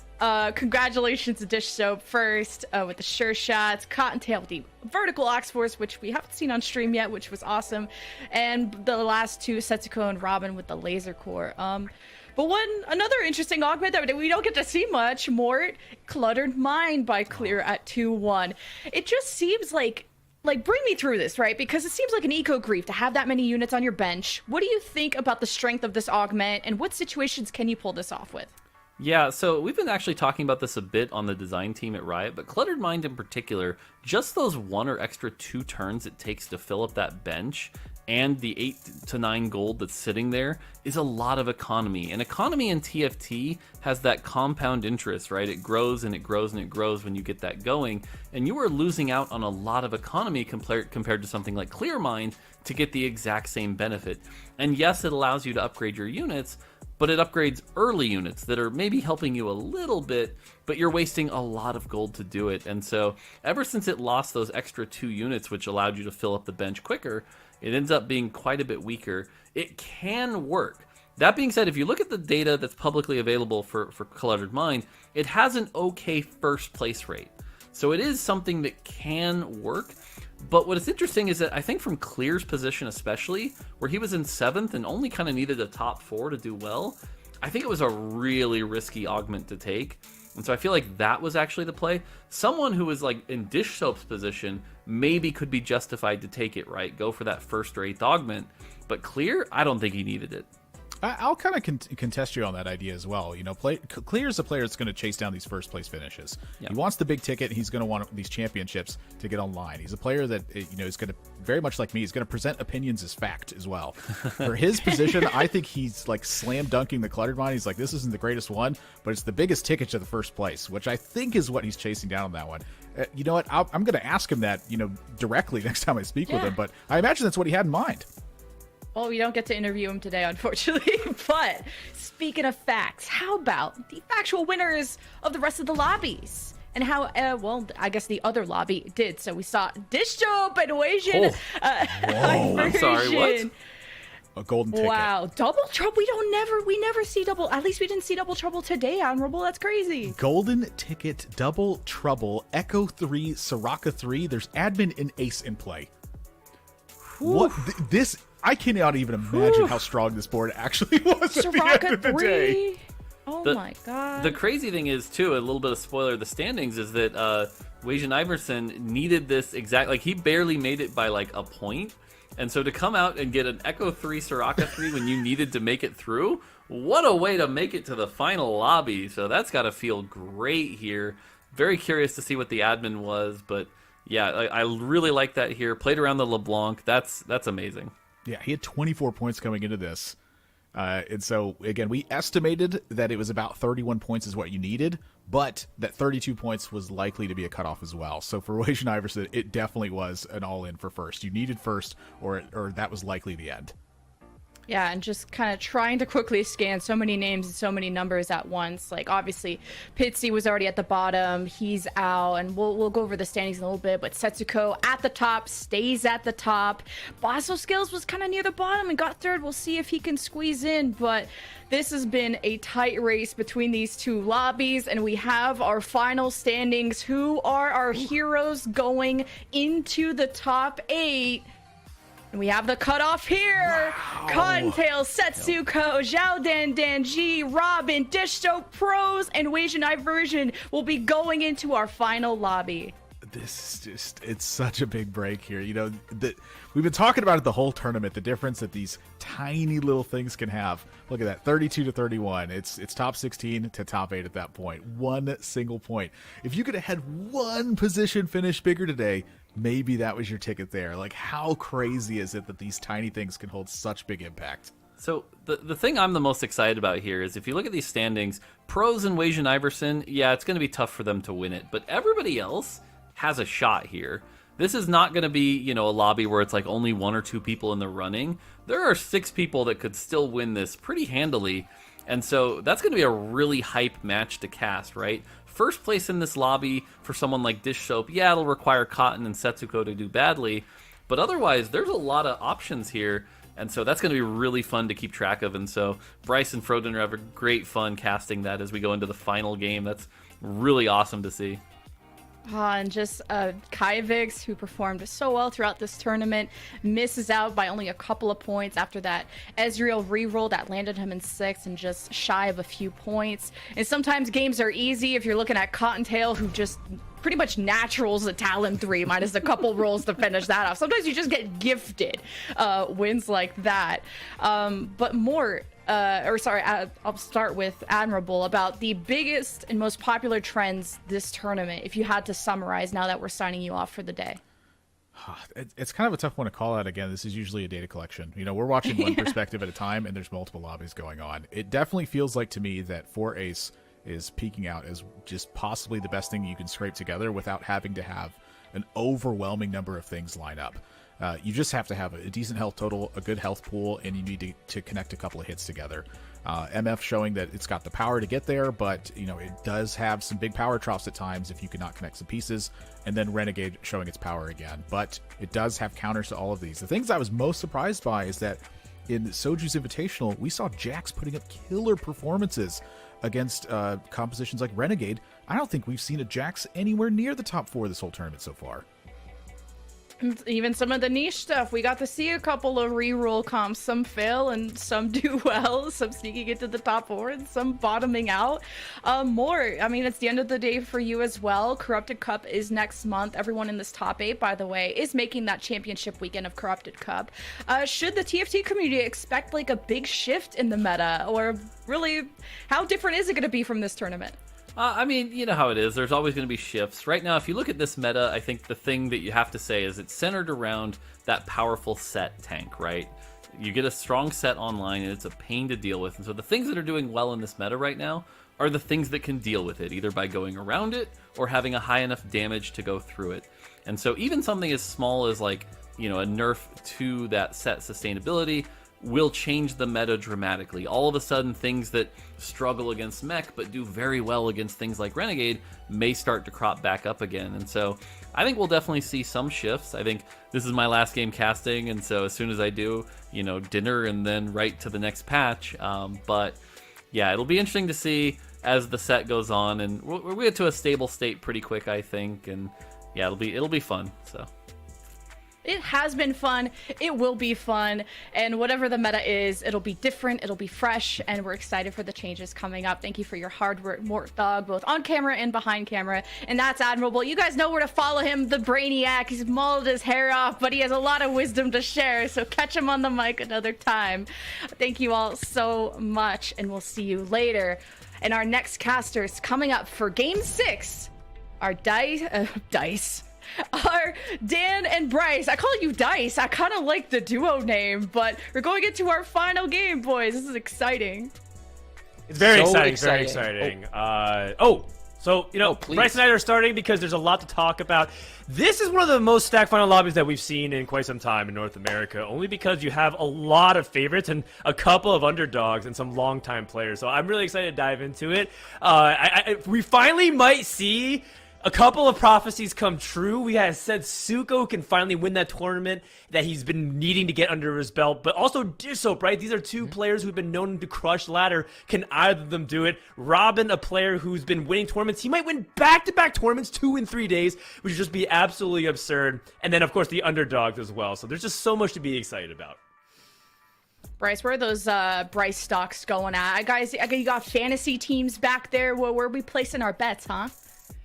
Well, the only player on my fantasy team left is Robin, so I guess I'm all in on the old man. Guess. But I am down to back Setsuko for this. I feel like he is a player that has always had that potential. He has struggled in tournaments, and we've seen him build his confidence slowly but surely over the course of this tournament, especially throughout the day. He's starting to build boards that feel very much like him, and that's different, actually, than how he's performed in a lot of tournaments in the past. If he's playing within his comfort zone, he is the scariest player on the North American ladder for a reason, and seeing him reach that form in tournament has just been a joy to watch. So I would love to see him cap that out here and get that much-deserved tournament W. And just, Dan, there's just a lot of consistent players. I mean, you already highlighted, like, Setsuko, but Wajan Iverson has been topping a lot of lobbies. Dishop, incredibly consistent. Yeah, he's not getting a lot of first places, but getting those safe top fours is maybe all you need in tournaments like this. We've been getting the first places where it really matters, and everyone knows Dishop is capable of playing for that first. Speaking of the first, Wajan Iverson, a player that's actually really strong in his wave rate in particular. You saw he capped out with a mirror image double trouble Echo 3 Sirac 3. It was actually kind of bananas. Wajan Iverson represents the new guard, right? You're talking about the competitive TFT subreddit group. You had Stellar, Minhee, Boss of Skills, Clear, who all had great days. Well, not Stellar, but Boss of Skills started out 8-8 and then making a deep run. Same thing with Clear, be able to make that comeback from behind victory. He represents that group. And then you have kind of the everyday challenger players. You're looking at G, who you might have seen his username Wee Wee Woo on North American ladder when he's playing against your favorite streamers, and pros. These are players that kind of represent, like, a lot of people watching in chat, right? A lot of people say, like, maybe I can compete one day. These are the players kind of filling that role. And then you kind of have some villains, and I'm not going to say that they're villains necessarily because they're evil, but because of, maybe kind of the popular opinion against them. Let's start off the light one. Cottontail was a villain only because of the way he grieved Kiyun a long time ago, but he's actually one of the nicest guys I've ever met. Nice. He represents the Latin American scene. And by the way, if Cottontail's able to win, that's 2 major tournaments in a row that LatAm has outplaced North America, right? Because Cottontail does represent that scene. So there's a little bit of trash talk. We focus so much on NA and EU, but LatAm is actually quietly putting on great performances versus NA whenever it's measured against it. And then Xiao Dian, the legend, XDD, you see it all the time in the chat. It's great. It's nice to have heels in TFT, and if Xiao Dian wins, the memes are going to be dank as hell in the next week in Soju's chat. So I'm okay with anybody winning, honestly. I think the narrative is so fun. If Xiao Dan wins this tournament, I'm pretty sure all of NA solo queue is going to take a week off because they cannot stand the idea of queuing into a game with this man the week after he won a tournament. The amount of trash talking that will be had in those lobbies will be insurmountable. So it would be really fun storyline to see him get there. And I've never talked to him before. I'd be very curious to see how that winner's interview goes as well. Dan, we had a really goofy last lobby that you guys got to watch, like an Ezreal reroll, Draven reroll, vertical Oxforce by Contail, like the freest game of TFT I've ever seen Contail play. But you only need make top 4 to make that mid-set finale. Do you go for that first or 8th play style to really swing for the fences? Do you play something safe? Dan, what do you play? I'm really glad you asked this question, because I just want to take a moment to step back before I answer it directly. Is that I think this is a very unappreciated tournament meta. We don't really get as balanced of a tournament meta as we are experiencing this patch. And I think as much as, yes, Mech is overtuned, there's, Viego and Renegades can be quite oppressive, especially if they get everything online. I don't know why Renegade players always hit Renegade spat. And yes, admin 40 mana on death can be kind of also obnoxious. But all things considering, there's always going to be a strong strategy in TFT, and I think we should really appreciate what we got to see this weekend of the diversity of strategies and different approaches. That being said, I do think that we've been seeing some separation. More people are catching on to Laser Core and being able to execute upon that. I'm definitely looking for the top 4 players to try to open up strong with tempo. And also, if you get that Endless Pizza and Mech, it's still very, very dominant as well. So I'm really excited. I'm looking forward to game number 7.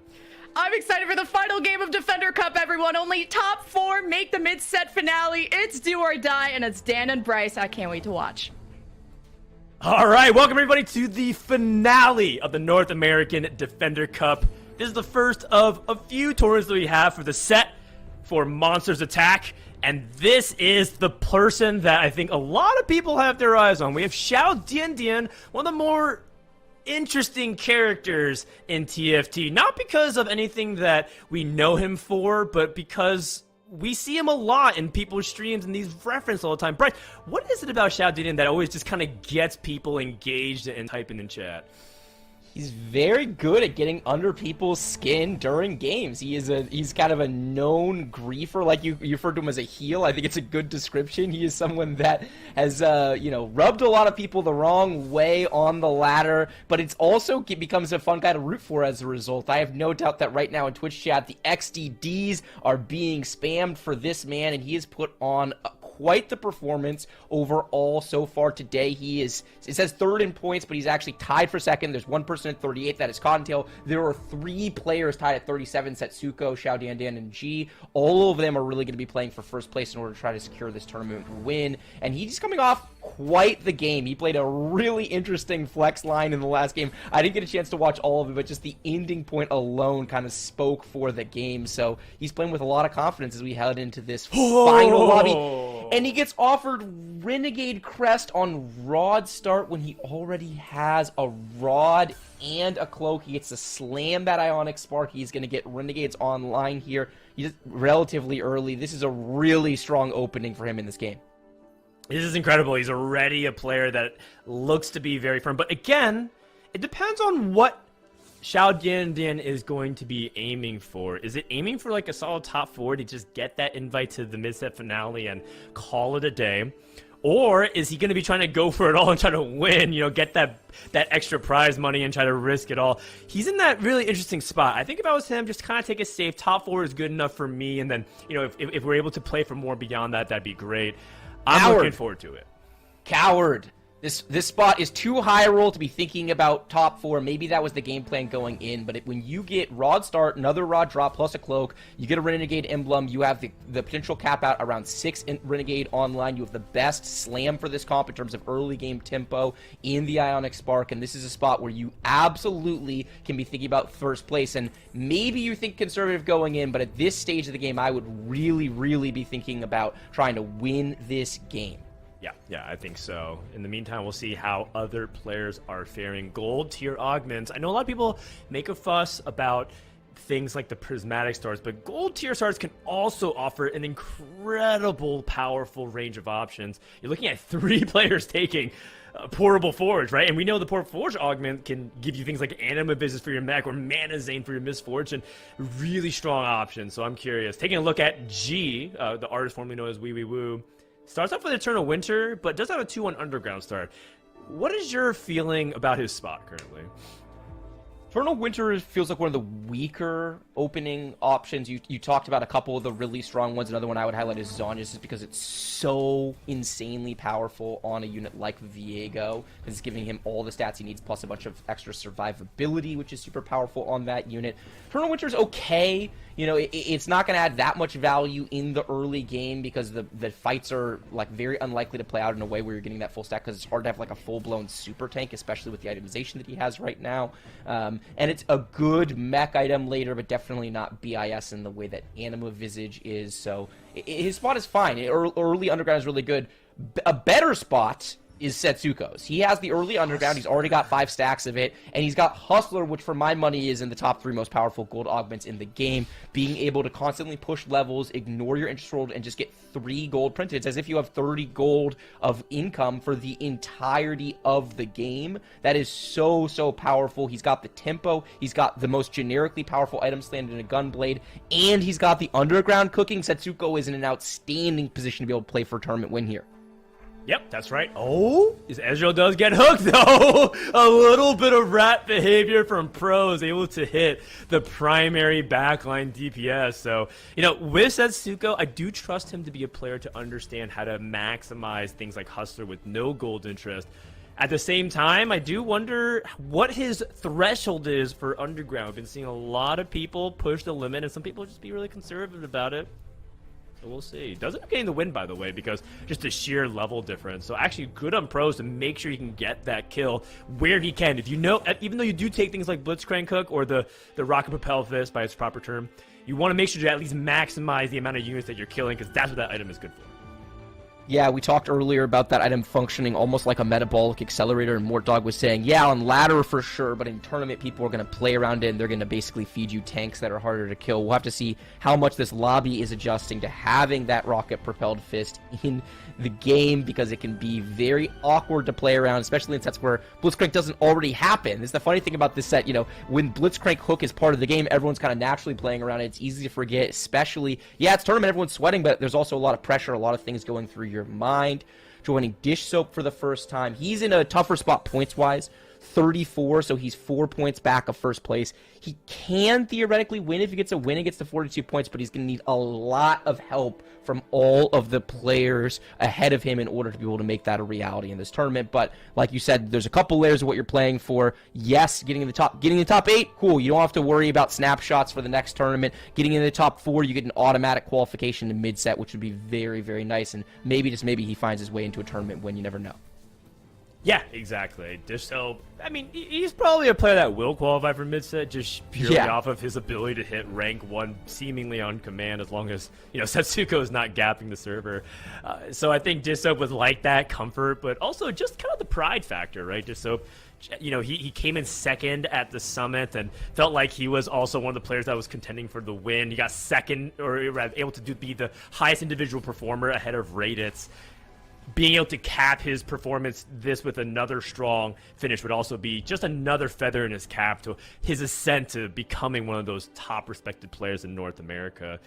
Do we know what his admin is by any chance? Because he does have this death cap slammed onto the LeBlanc, and he has Camille in his shop. It's very interesting to see what his options are, if he wants to go into the Renegades, if he wants to lean more into LeBlanc.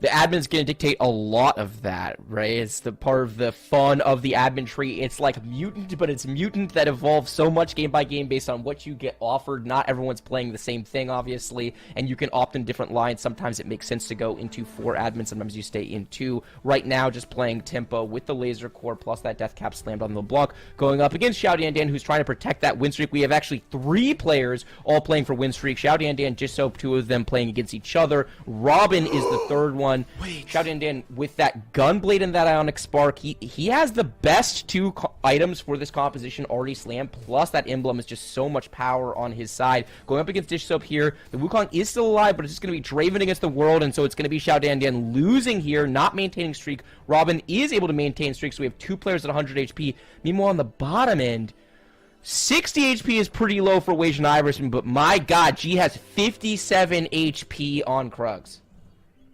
That's not good for G. I found out that Dish Soap's admin is 40 mana on ally death. Oh, so baby. he has the strongest admin.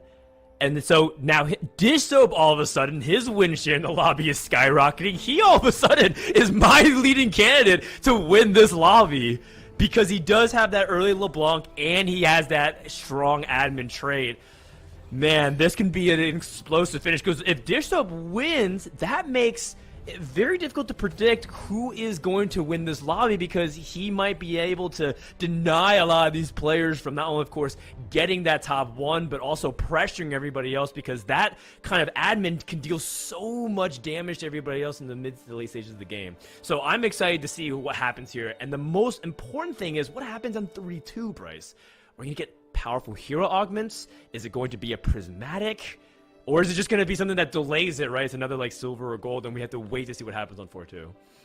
Only time is going to tell. We're going to wait with bated breath as we get into 3-1 here, checking in with G, who's at 57 HP. He has been playing the Underground, to his credit. He's 5 into what I can only hope is his second heist, because, man, if this is his first heist, we are in for a very rough game going up against Cottontail. Cottontail has a Dragon's Claw and a Bramble Vest Slam, so the 2 best items for a mech. He's also got a Last Whisper and a Glove to play around, so Cottontail's itemization is outstanding. He's also got Metabolic Accelerator, so he's actually 70 HP, but he's already picked up 10 HP so far. Great items and a lot of prospect for him to potentially cap out around some of these mech, maybe the 4 Ace board that we've seen. We've seen a lot of players, actually. We haven't even checked in with Robin, who was win streaking, but Setsuko with the early Underground streaking, Dish Soap with the best admin in the game, Xiao Dandan with the really insane Renegade angle, and potentially Cottontail with this really strong itemization. We have a lot of people where I look at them and I say, wow, their win share is really high, but only one person can win this lobby. That's true, and only one person can take home the prize. But remember, again, a lot of decisions might be colored by aiming for that top 4 just so you can guarantee that mid-set finale spot and kind of take that pressure off of qualifying via snapshots, which I know is in the mind of at least some of the people in the lobby. G at 8 out of 10 does have a good amount of items already. That's the silver lining. Does seem to have a pretty solid combination. But the lack of rolling, the lack of 2 stars, and the lack of HP makes me very concerned for G. Players like Setsuko are going to 7, by the way, which makes sense because he's playing Hustler. And now going up against Dish Soap, who has the Ancient Archives as his next choice for his augments. And he's not ripping it, by the way. He's holding on because it looks like he wants to tailor that augment. Very interesting. Dish Soap has been one of the only players in the field who's been particularly interested in playing around the Tome of Traits. We've seen him take the prismatic version. Now we see him taking the gold version for just the single Tome of Traits. I'll be very curious to see what he's looking for there. Potentially going admin, vertical admin when you're playing around on allied death is so powerful because it can all synergize. If you have the mana so that you're casting a lot, if you can get the AP on allied death as well as your admin 4 and then potentially get to admin 6, maybe, you never know, then things can get absolutely out of control. It was a second heist for G. We are looking at a belt, and a bow, and he's grabbing it. Yeah. I assume you agree with this? I agree with it. I think that greeting for a 3 heist is just asking to go 8th. It just feels so unstable. And you don't even... The thing about Underground heists versus mercenaries from, say, Gizmos and Gadgets is that you don't guarantee get gold. And so as much as you can try to rebound and try to build your big board with mercenaries into, say, brawlers and Silco back in the day, it just doesn't have that consistency that you're looking for with heists. It just feels very volatile. So we'll see. We'll see if he's able to stabilize. I agree with this hash cash out. Getting a chance to look at Robin's board for the first time. He's got a Rune's Hurricane Slam. He's got that Draven 2 carrying for Samira in the back line. Then he's got a Bramble Vest and an Anima Visage, which is the single strongest item you can get off of that portable forge. It's just so powerful on the mech front line. So we've got at least 3 players to my count who are angling for mech now in Robin, G with his itemization, as well as Cottontail, potentially more. And we've seen, it's not really surprising, we've seen a lot of mech be played in this tournament. It's the single strongest front line if you can get good items for it and get it online. One thing to note, by the way, is that's gold. We might have a chance of seeing a no hero augment lobby to wrap it up, which may be good for some and poor for others. For Dish Soap, for example, if he has the ally death and it's triple gold, he has a chance of hitting that phony front line, and all of a sudden he will have all arms and legs of Exodia the Forbidden One, so it would be quite powerful to see. In the meantime, we're hopping on board with Robin, and it just feels like once again, it's another tournament, another weekend, and another underrated performance from Team Liquid's Robin Stocks. This guy is just criminally underrated. All this man does is put up consistent tournament performances. He doesn't win a lot of tournaments, but by God, does he final 8 a lot of tournaments. It's just so incredible how consistent he is. Patch over patch, set over set. Just truly special player. Moving over to pros, a player that I don't know a whole heck of a lot about, to be honest with you. I haven't gotten a chance to watch him very much. I take it back. We're pivoting over to Dish though, because this man has an Urgot on 3-5, and I guess we do have to take a look at that. He did, by the way, wind up going for admin. We're going to figure out what that for admin is in a second. Yeah, that's right. And there is a possibility that he hits another +1 admin because he didn't get it off the actual crest, but he got off the tome. Therefore, he could theoretically hit the very spectacular 6 admin. That buff has been crazy, especially with the ally debt that gives what I was told is permanent HP. Is that correct, Bryce? I believe that is correct. So he's getting 15 permanent HP for every ally death. So he's going to be stacking up. These units are going to do a lot of damage, and they're going to get very tanky by the end just because you're going to play these same admin units for the whole time. Meanwhile, we check out Setsuko's spot. Looks like he went for a 3 cash out maybe, or a little hard to say, but he's got a blue buff. Oh my! What is happening in this lobby? A Samira and an Urgot in this shop? Are you kidding me, Mortog? And Setsuko just does it again. Setsuko End Shopping has appeared. He hits an Urgot on 7. You get an Urgot. You get an Urgot. Everybody gets an Urgot except for 6 other players in the lobby.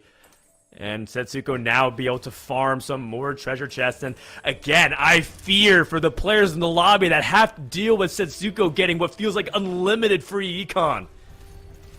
We have the haves and the have-nots at this point in the lobby, right? We've got some people that are giga high rolling and then some people that are not giga high rolling. If you're not one of the giga high rollers, this lobby is going to get out of control, it feels like, very quickly. G was able to stabilize the board, putting all these tank items onto the Vi 2, plus hitting Misfortune 1 with the Shojin and the Guard Breaker, so it's going to be enough for now. Robin still winning, by the way, so 400 HP. Wei Iverson, we haven't had a chance to look at his board. He can't play for first place, but he definitely can play for top 4, and getting a winning streak in Stage 3 is a good way of doing it. Meanwhile, Xiao Dan got the, I assume, the tier off of the Carousel of Viego, and so he's trying to get to that 6 Renegade eventually, but for now, just trying to get to a stable board. He's lost a lot of HP here.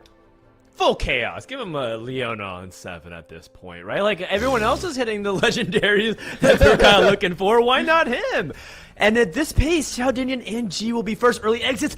A gold orb. Oh, it dropped to 4 cost that he's not looking for. I was thinking like another spat or a tome or something crazy. In the end, just gets a big gold injection. Let's see if this roll down can make anything huge. One thing to note is Xiao Dinian does have Last Stand, by the way, and Last Stand Renegades are also a very high cap board. Not to mention the 4-2 augment is coming up. What's going to happen then? Yeah, 4-2 augment. We got a 75% chance, I believe it is, of seeing an augment, so the 25% chance of no augment, and then if we see it, we see a hero augment in this spot, is it going to be 4 costs or is it going to be 5 costs? Because, for example, if you're in Xiao Dandan's spot, getting any 5 costs and getting the opportunity to get a Leona here is just such an unbelievable spike for your board. So a lot of players' games are going to be decided in this decisive 4-2 augment. Blue buff for the Urgot. Setsuko's in full green mode. He is in his element. This is the solo queue Setsuko that everyone is familiar with. Does end up getting the win again. Xiao Dinian okay taking those losses, but wants to minimize them. Oh, Ace almost able to snipe a couple units. Wait, someone does have Leona on 7. What is going on? It's Robin. Robin's still at 100 HP. The old man starts 4 points behind, but definitely can win depending on how this shakes out. What? Oh. It's all 3 costs. Boo, Mortog. But that's good for a couple of players. Like Disso, Yes. for example, who's playing on the admins. He's very okay with that. Players who are playing lower cap in general are okay with it. But it's not just any Alistar augment. It's Behemoth. I think a lot of people sleep on this augment. He could actually theoretically start making items for it, like Warmogs onto that thing. I would recommend it. Wait, hold on. We just hit a Leona on 7. It happened, Bryce. Are you kidding me? This man is a legend. He's ready to player gap the whole lobby. Unfortunately, he actually does not have the other renegades. He's not been able to hold on to the Silas, for example, so we're not in a position to go 6 renegade. It's still a very big high roll, and if we can somehow find our way into those units, we got the Camille on the bench. Who had Urgot 2? Cottontail just heard Urgot 2. G has a Fiddlesticks Morthog. What did you do? I guess we have the 3-cost hero augments, but everybody got Setsuko in shopping in this lobby. I'm not sure what to say, but what is happening in these Stage 3, Stage 4 shops is not normally. Everyone has a legendary, and so it is truly balanced in one of the weirdest ways that you'll ever see in a competitive TFT tournament. Xiaodin has Misfortune 2, hits a Leona on 7, and is still not strong enough to collect these wins. He's going to have to rely a lot on Last Stand and hopefully a big injection off the carousel in order to stabilize and come back in this lobby. Otherwise, his tournament and his hopes for qualifying for the Misfit finale is done. It's so hard. He does have the tools potentially with the Last Stand and with the potential to get the 6 Renegade online, but man, he's going to play with his back against the wall. Meanwhile, back firmly away from the wall. Robinsong still at 100 HP, still hasn't lost in this game. Cottontail, your leader coming into this, is in the middle of the pack at 47, but we've seen his itemization being very powerful. And quite frankly, this is such a ridiculous lobby to predict because so many people have so much power in all of these early legendaries that I just don't know who's going to wind up shaping out. Who's going to win this tournament? A much more consistent and expected composition from Wage Iverson. It looks like he is the only person not rocking some legendary, but he does have 7 copies of Cho'Gath's carry augment that steals magic resistance. I've seen a lot of people in China take this augment for the tempo, and big damage is dealt to Setsuko. Setsuko can't take a couple more losses like that, otherwise his tournament's over. Pros takes a big loss. Robin, we're looking at his POV and seeing whether or not he can keep his streak up against G, who does have the set, but I think the sheer number count does favor Robin here. It's 2v1. Xiaodin takes a loss, and I believe his Last Stand has now been activated as well. Yeah, the Last Stand does get activated, and it does look like Robin with the 2 units versus 1 is going to wind up winning the day. Oh, it's a tie! It's not! It's a tie, and that's such a big deal for Robin because he's going to lose his streak. Man, what a crazy game so far. Just a little breather. But we're going to get right back into the action after people make the decision. Pros immediately beelines for that Fiddlesticks. That's another potentially big swing there. Xiaodin didn't find any Viegos, nothing else pretty substantial. Taking a look at what's happening. Setsuko grabs the Samira with bow, and I know he's playing into that line, so how impactful is that going to be for him? You can look at his itemization on the right-hand side. Got that last whisper, that Giant Slayer, and that Gunblade Slam, so he's got everything prepped for Samira. Is this going to be a Samira 2 maybe for him? Fiddlesticks 2 for Pros! It is a Samira 2! Everyone's hitting. No one's missing. And in the end, we decided to throw it all to Fortune's favor for one last game to entertain the TFT fans across North America. Will Setsuko be able to actually turn it around? He has been losing twice. He can't take any more losses. What a crazy turn of events for him to be able to hit this Urgot and lose. But his front line is looking very weak. He has phony front line and all 1-stars. The all 1-stars. He's got the 2 copies of Set on the side along with 2 copies of Jax, so he just needs 1 more mech unit to be able to get mech in. He could slam a Titans potentially. It's going to be a little bit far away from great mech items, but you never know how this is going to shake out. Meanwhile, going against Pros, who's got a Fiddlesticks 2 in the front line. This Fiddlesticks is finally coming into action. It's getting on top of the Samira. The Samira cast is coming out, and it's going to be enough. So Pros is dead.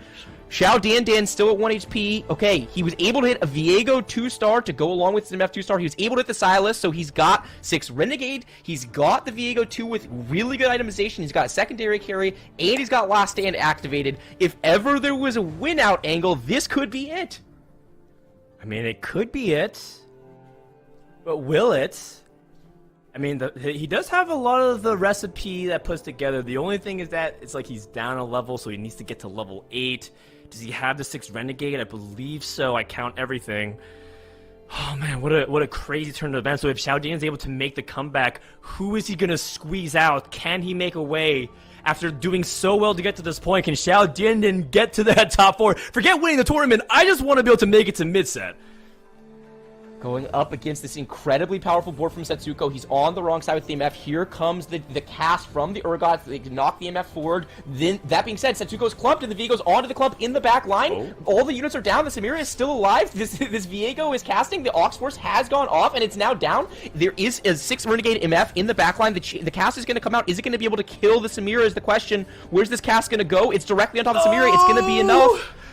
Xiao Dan is going to survive, and Setsuko is going to take another loss here. Wow, these fights are so close. That was a very strong board from Setsuko. A narrow loss.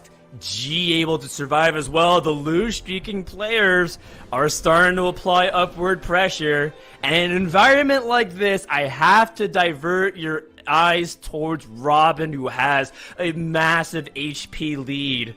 Keep your eye on that. Robin could end up winning the tournament just by the fact that everyone's killing each other and he is relatively stable.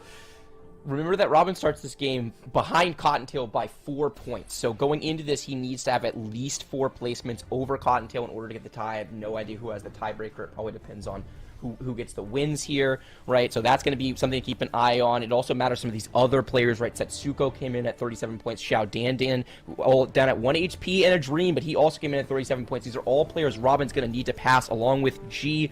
G's spot doesn't look that good to me. He's stuck on MF1 and Set 1, but he has put together a couple wins. He has 60 gold, so you never know if he's able to... There's a Misfortune in the shop. Maybe he's able to get Misfortune 2 online. Maybe G's able to have something to say about this tournament. He's going to go to 8. He's going to have a handful of rolls.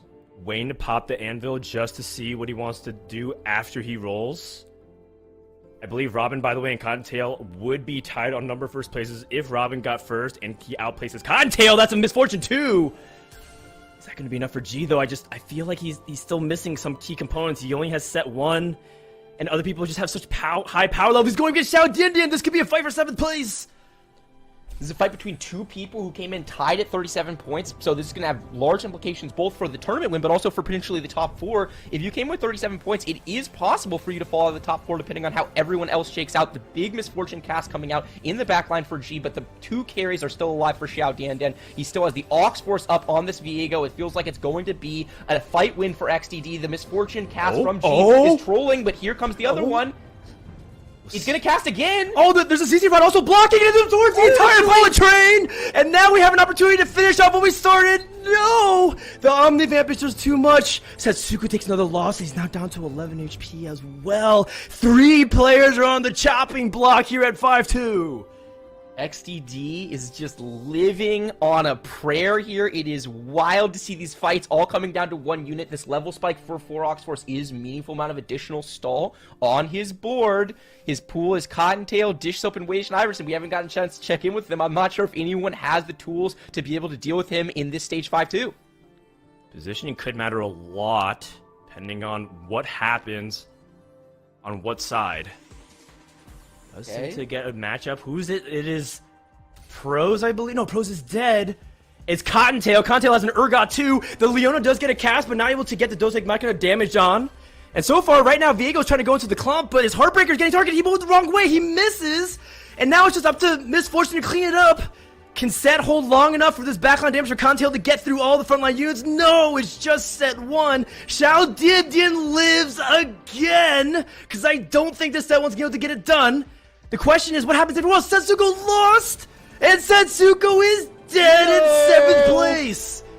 Oh my god, everyone contesting this line. Setsuko just not able to get strong enough. Maybe lack of frontline itemization. Maybe never get to the mech online. It's hard to say because we didn't get a chance to look at it, but Setsuko's hopes of winning this tournament are now dashed. Will 38 or 39 points be enough for him to secure his mid-set finale? Not as big of a deal for him because, like you said with Dish Soap earlier, he's very likely to qualify. And Xiao Dan, 1 HP and that Dream on a 4 winning streak. It's also worth noting that Cottontail was 50 gold along with the Metabolic Accelerator, looking to go to 9, cap out his bird, get a first place in this lobby, and put an exclamation point win in the books. But first things first, can Xiao Dan survive against Robin Songs? Robin's at 80 HP, and Robin's also going down. A great time for XDD to go up against Robin. Will this Dose Machina do a meaningful amount of damage as well? Nothing's taking care of this Leona. So much true damage just burning through the front line, and Robin Songs also is going to take the loss here unless this Samira can magic happen Absolutely not. XDD on that win streak again as we head into the Stage 5 carousel. What happens with G versus Wage Iverson? Dishop takes a loss, and G has taken a defeat, which means that he is out in 6th place. And these are some of the conditions that Robin needs to be able to win, but it's going to be really hard at this point because Cottontail is still alive at 33 HP, and he needs 4 places ahead if he's going to get ahead of Cottontail. So Robin's tournament hopes are getting a lot tougher. Wage Iverson grabs that Zephyr, and now Xiao Dan running around looking for whatever item he thinks is going to have the biggest impact. Hold on. Dish Soap just got an admin crest. Can we take a look at his POV as well? I want to see if they're able to get that 6th admin online. Oh, and when I said Dish Soap, I meant Cottontail. Cottontail is going level 9 here, looking to cap out his board. He's still on the 1-star version of Set. He does have that pair. Fiddlesticks 2, such a big hit. That's a huge Cottontail is the very interesting board with the primary carry Urgot. We've seen a lot of backline primary carry Samira, but Cottontail with an Urgot 2 and a Samira 1 in the lobby in which Samira was heavily contested. LeBlanc 3! Trying to make this work. LeBlanc 3 for Dish Soap. The Dish Soap's not in his pool, though, and he does end up swapping to the other side to hopefully get the course formation. And Wage Iverson misses the Zephyr because he didn't have a position for the Urgot in A6. Is on the correct side. The Undertow can pull up the Kaisa, and that makes her recon dash potentially grieve. The Fiddlesticks has yet to be activated. I think Wage Iverson doesn't have a true answer to the legendaries that's on the board unless Kaisa can ramp up. And it seems like Kaisa doesn't have taken care of the Urgot, but with Fiddlesticks remaining, I think that's not going to be it. Wage Iverson takes another loss. Xiao Dindian gets the win over Robin, and things are heating up. We still don't have our top 4. So we didn't go for the 6 admin variant for Dish Soap. It looks like he dropped an admin in order to put the admin spat on someone else. He did hit the LeBlanc 3, and this LeBlanc 3 with the 40 mana on death is going to be disgusting. He forgoes tier items on this LeBlanc. Why have them if every time your ally dies you get a cast off? And with a full damage iteration of this LeBlanc, it is going to be absolutely disgusting. We've seen Xiao Dan play some people who were in the process of getting to level 9, not necessarily at full cap boards. Dish Soap is at his full cap board, and he gets on the right side with this LeBlanc, gets the MF as well. The sigils from LeBlanc can matter so much if we can eliminate this Misfortune. Misfortune's been the anchor while... Oh, an immediate elimination of it! It's up to Viego to end it! Can we get a big undertow? It does cast! Is that going to be the end of Xiao Dindian or Viego and make his final stand? Does end up cleaning up a lot of these units, but that allows more casting from LeBlanc, and the big damage goes the other way! Dish Soap stops Xiao Dindian right in his tracks and denies him from that top 4 finish. What a run at 1 HP from Xiao Dan. Great tournament performance from him. Really fun game in this final Game 7 on Day 4 of the Defender Cup, but it's going to come up a little bit short. Very likely making it into our top 4, but not going to be your tournament winner. Right now, we are realistically down to Cottontail and Robin, and it is really Cottontail's tournament to lose at this point. He just needs to hold on for a 3rd place to guarantee the tournament win. The only way this goes somewhere else is if Robin is able to get a tournament win and Cottontail goes out in 4th. That being said, we've seen that Dish Soap is very, very strong right now. Definitely capable of finding his way into a top 2, and we haven't gotten a chance to look at Wage Iverson's board to know if he can stand up to what Cottontail's put together. If Dish Soap wins, he's at 42. If Cottontail gets 5th, looks like, or sorry, 4th, he's still going to get 43. Okay, so that does line up. So it really comes down to whether or not Robin can seal the deal. Robin just went to 9. Let's see if he can make it happen. Can Robin Song do the unthinkable and win back-to-back TFT tournaments twice in 3 days? We'll see it. That's a Leona too, which definitely helps. What else can he really find here to bolster the rest of his board here as he is matching up against Cottontail, his direct competition to win this tournament? Considering that Cottontail is the direct competition, I would rather see him swap the set items onto this Leona so that you can have your Leona as the mech because it's so good into the mirror matchup. We're also getting the split screen on the right. Wage Iverson with the Kaisa 3 board going up against the disgusting on ally death 40 mana for the LeBlanc. The LeBlanc is in the back line just churning out DPS. There is a Cho'Gath in the front line that's very hard to get through because of this Bramble Vest, so it's taking a while for Dish Soap to get the damage across, but it looks like Wage Iverson is going to be eliminated here. And with that elimination, you have your tournament winner. It is Cottontail. Cottontail able to get the job done. Congratulations, he will be your mathematical winner. Although, Robinson's going to go for the moral victory. He's able to get the win. He doesn't. And Cottontail with his Urgot 2 board is set. Looks like he is set to be your Defender Cup champion. What an incredible last lobby that we've had here. Just such a journey. There is something to play for, the second place between Dishsoap and Robin. If Dishsoap can get this win over the lobby, he is guaranteed to finish second in this tournament over Robin because of the sheer number of first places that he's had today. So that is something to look out for. Robin does hit Aphelios 2 and Echo 2, so we got way stronger. We'll see whether or not enough to be able to outplace Dishsoap. Oh my god, the positioning from Cottontail here. This LeBlanc is going to dash straight on to this Fiddlesticks, so this Fiddlesticks is going to wind up activated very early in the fight. It's full AP Fiddlesticks, so man, is that damage ramping up. But this LeBlanc, it feels like with the stacking HP, just has so much HP to get through. It's just churning out DPS. Cottontail, Dishsoap says, hey, I know you're looking for a coronation here, buddy, but not on my watch. A stomping fight win here for Dishsoap, and it looks like he's taking care of business against Robin as well. It's going to be really hard to take down this admin in particular. Dishsoap is also a player that's not going to let it slip. He's a player that can really finish the job and not choke from this spot. And the crazy thing about Cottontail is that he's fairly close to cap. Most of his board is upgraded. I don't think things like Samira 2 is going to move the needle very much. So what else can he do? The Windy Janna matters. It's a meaningful amount of additional damage, and potentially he could get the Fiddlesticks into the Windy Janna for the late game crazy cleanup with the Archangel Staff plus the Jeweled Gauntlet and the Gunblade. So it depends a little bit on the matchup, right? We did see him, I think, win the matchup against Robin earlier. It'll be interesting to see if Robin chose to swap over to that Leona mech, because I do think it's much better, and that's exactly what he went for. He's got the Leona directly onto the set. That's good to help crack through that front line quickly. That Aurelion Soul doing good damage to the back line as well, and maybe this Rudins combined with the flare from the Samir from Robin's side can shoot through the back line. You look at it, almost all of them disappearing, and yet still have to get through this Leona. Cottontail did a good job to hang on for this long. Wait, hold on. Pause, champ. Fiddlesticks can potentially save for one more fight, and Cottontail hangs on by a thread. Hanging on by a thread, but it's hard to envision which matchup he beats. Dishsoap beat him so decisively in the previous fight, and Robin with that mech Leona is just so strong into the mech set in that mirror matchup. Even if Cotton's able to move his set away and get that Leona to waste the first cast, it's just so hard for him to me to envision how his damage is going to get through this Leona. This Leona with the Anima Visage and the Bramble Vest and the Bloodthirster means it's just going to be staying alive for so long. Eventually it's going to get onto the set, but you never know. TFT can be wild sometimes. By the way, just up with 50 gold, because why not?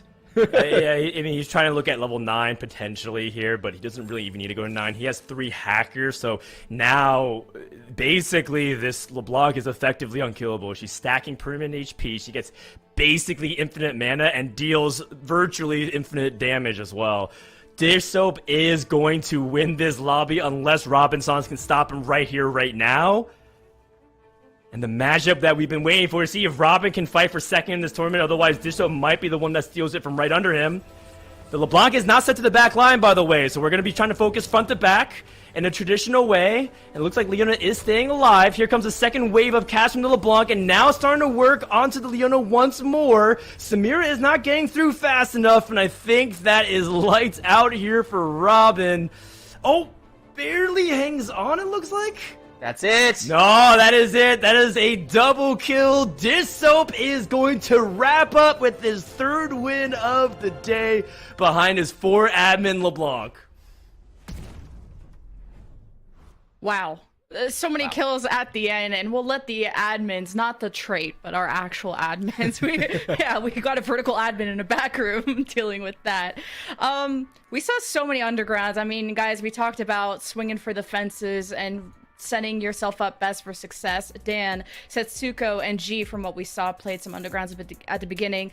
Some of them hemorrhaging a lot of HP at the beginning. You spoke about how that composition is so inconsistent. What are the ideal number of heists, and at what HP or stage should players think about dipping? Because that seems, even at the pro level, to be something players are unsure of. So the first thing that's really interesting is that I believe Setsuko took 2 level 1 heists. So that means that he didn't actually go for a big cap out. A lot of people try to go for too high so they can get items, and that way they can have a stronger late game instead of just getting a little bit of gold stacking. But that being said, I feel like that was a product of everyone getting online a little bit too quickly, and therefore the power levels were spiking. Yes, we didn't get 4 and 5 cost hero augments, but we did get some powerful lobbies, and therefore people who were loose streaking in the underground weren't able to preserve enough HP. Then you have some players like Xiao Diandian who refuses to die, and he's at last stand 1 HP, making that comeback. So it just makes it even more difficult. You're getting pressure from above, and you're getting pressure from below. Players in the middle are the ones who get squeezed out, and that's what happened to G, Weijin Iverson, and Setsuko. Yeah, there was nothing funny about XDD and Fifth, and we thought it was going to be the big comeback. But in case you guys missed all the chaos of the last couple of kills, it was Dish Soap in first, Robin in second, Cottontail in third, Weijin Iverson in fourth, just in case anyone missed it. But speaking of Xiao Dandan, Bryce, the Alistar carry augment, you don't get to see that too often. More health, more damage. How strong is this augment, and do players ever get baited to itemize him with that augment?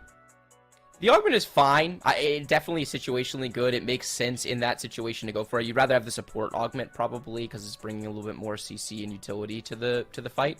But under the circumstances, it was like the very clear take. I don't know that it's that interesting. I have seen attempts, including from that guy, or I guess that guy over there, carrying 3-star Alistar. It doesn't work. Don't do it. No, it can. It's just really me. It's like Blitzcrank and 9 Laser Core. It can work. It just takes you 100 games to try before it's I take it back. It does work. Everyone please Q snipe me and force it. 2020 Alistar carry. It's the tech. You're trying to rob everyone of their LP. I see you. Listen, I gotta do it. It's hard. And Cottontail in third ended up with a fully itemized Urgot. After the Urgot damage nerfs, I've been kind of hearing some controversy of whether Samira is kind of a better primary carry with AD versus Urgot, who's maybe more favorable at his utility instead of the damage as he was previously known for. Dan, what's your take on, is Urgot a stronger carry than Samira after his nerfs that he got? I mean, if you look at the ceiling cap of what both these champions can do, I think there's no doubt that Urgot itemized can go toe-to-toe with Samira. It's just that I think he hit Urgot 2 pretty quickly, so you might as well just lean into what it is. And I think that's really good to him to just not tunnel, right? Cottontail showing like, hey, I can play this carry and I'll be able to utilize it. And he remembers that it's important to play for a good finish. Cottontail didn't need a first in order to win this tournament, but Dissoap and Robin did, and they needed other things to happen, and they came really close. So in the end, I think Cottontail stuck to his guns. That's a really good shout. I think that he played, pretty well this weekend and was able to win this tournament. And also, again, I kind of bring it up, LATAM is a region that's just super underrated. Cottontail represents, North America, of course, because he lives here, but also because he's the bridge to LATAM, and he's kind of an organizer in that front. It's just really cool to see this rivalry continue to heat up, because next time they compete against us, they have bragging rights over us. They're winning on our home turf now. And just looking at the bottom four, Pros, Setsuko, and G, and Xiao Dandan even making, barely fifth, Bryce. It's heartbreaking after, how incredible and on fire especially Setsuko was, and Pros pulled out some amazing wins. It's tough to end a tournament like this on a bad note if you made it to the final lobby of the top 8 of a tournament that started with close to 200 players in it. Then it means that you had a really good tournament, you had a really good final day, and so it's a bummer to go out on a bot 4. But look, this lobby was not normally. This was a ridiculous high roll lobby. It felt like basically across the board. So someone was gonna have to bot 4 in this lobby, and it sucks to be that person, but sometimes you just get into a game of TFT and you think you're chilling, and then you scout around and you realize you are not chilling. That you thought Mortog had you, but in reality, Mortog had your opponents harder than he had you, which means he didn't have you at all. He had everybody. He had everyone. Yeah, he had everybody, just them more. It's best of one TFT. We gotta crown a winner somehow, right? Otherwise, if it was up to them, they would play hundreds of games. But in reality, players like G and Pros who came from, low, like Pros has the GM buff, right? He grinded a ton on ladder, but he's by no means like a rank 1, rank 2 player, but still able to get this far is still a great accomplishment. I hope it motivates him to come back even stronger. I hope this is just the beginning of his journey, because if there's anything to take away from this weekend. It's not necessarily about like who wins and who's second and who should be ranked 1 in the power rankings, but look how deep North America is starting to become as a competitive region, and that is a sight to behold for TFT. And this is a sight to see. We have our top 4. Who is going to the mid-set finale? Give us a drum roll, chat. Here you have it. Cottontail, Oh my God. Robin, and Sheldon, even with the 5th place by 1 point over G. Dan, I can't believe how close this was. I can. I witnessed it with my own eyes. And, you know, Xiao Dian is a legend. Look, it's really fun to have him in the lobby. Now, I actually want to see Xiao Dian more often. I'm glad he's joining us for MSI. Here's the kicker. Xiao Dian actually was on the waiting list. On day number 2, he was 33rd, and we took top 32. So if anything, we got to give a shout out to Rage Rare, who dropped out of the competition and said, hey, I can't make it. Xiao Dian was spot number 33, goes into day 3, makes top 4. This guy is riding high. Sure, he didn't win the tournament, but by God, he wasn't even supposed to be here. Bryce, you saw how sometimes the extra points you got from yesterday helped people like Cottontail, Dish Soap, G, and Weijin Iverson, but you know, some people just ended up clutching out in the end. Yeah, the extra points is a really nice feature that we've added to tournaments. I think it's good to reward people for their play on the previous days. Robin and Cottontail actually tied for points on the day, and Cottontail winds up getting that win by a couple points because of the bonus points from before. He would have won on the tiebreaker as well. He's the only person who got first. Robin, for his outstanding play today, wound up with 4 second places, playing the classic Robin style, consistently getting those top 4s, but not always getting those lobby wins. You know, we talked about Dish Soap. He was number 1 in the power rankings coming in. He absolutely delivered. At the end of the day, winning a TFT tournament is going to involve a meaningful amount of high roll, but everyone who got here had to play some good TFT over the course of the entire tournament. So whether you finished first in this lobby or 8th, you have a lot to be proud of. Yeah, and if you didn't make it into the top 4 of the mid-set finale, the top 8 get to go to the Corrupted Cup, which takes place next month for more chance to get more qualifier points, more chances to just qualify directly and save yourself some time.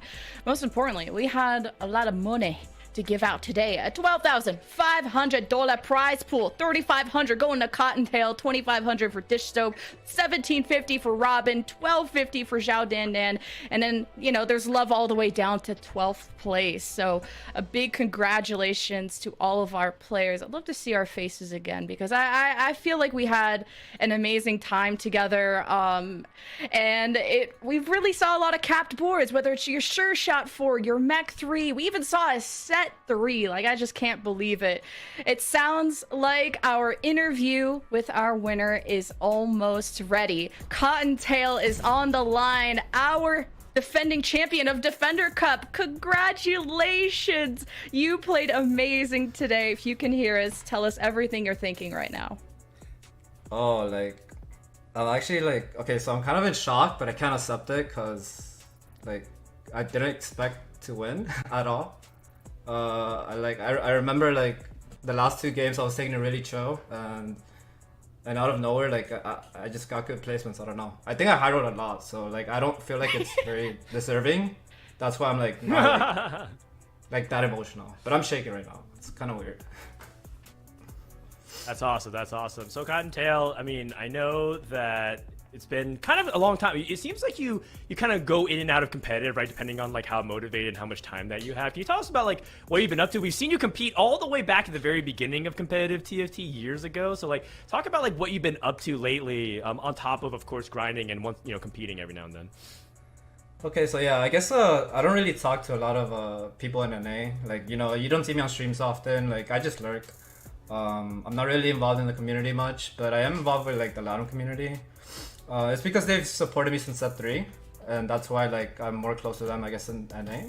Like, but it's nothing personal. It's just they're really nice, and I never expected a scene to thrive there, right? So I thought it would be like nice to help them out.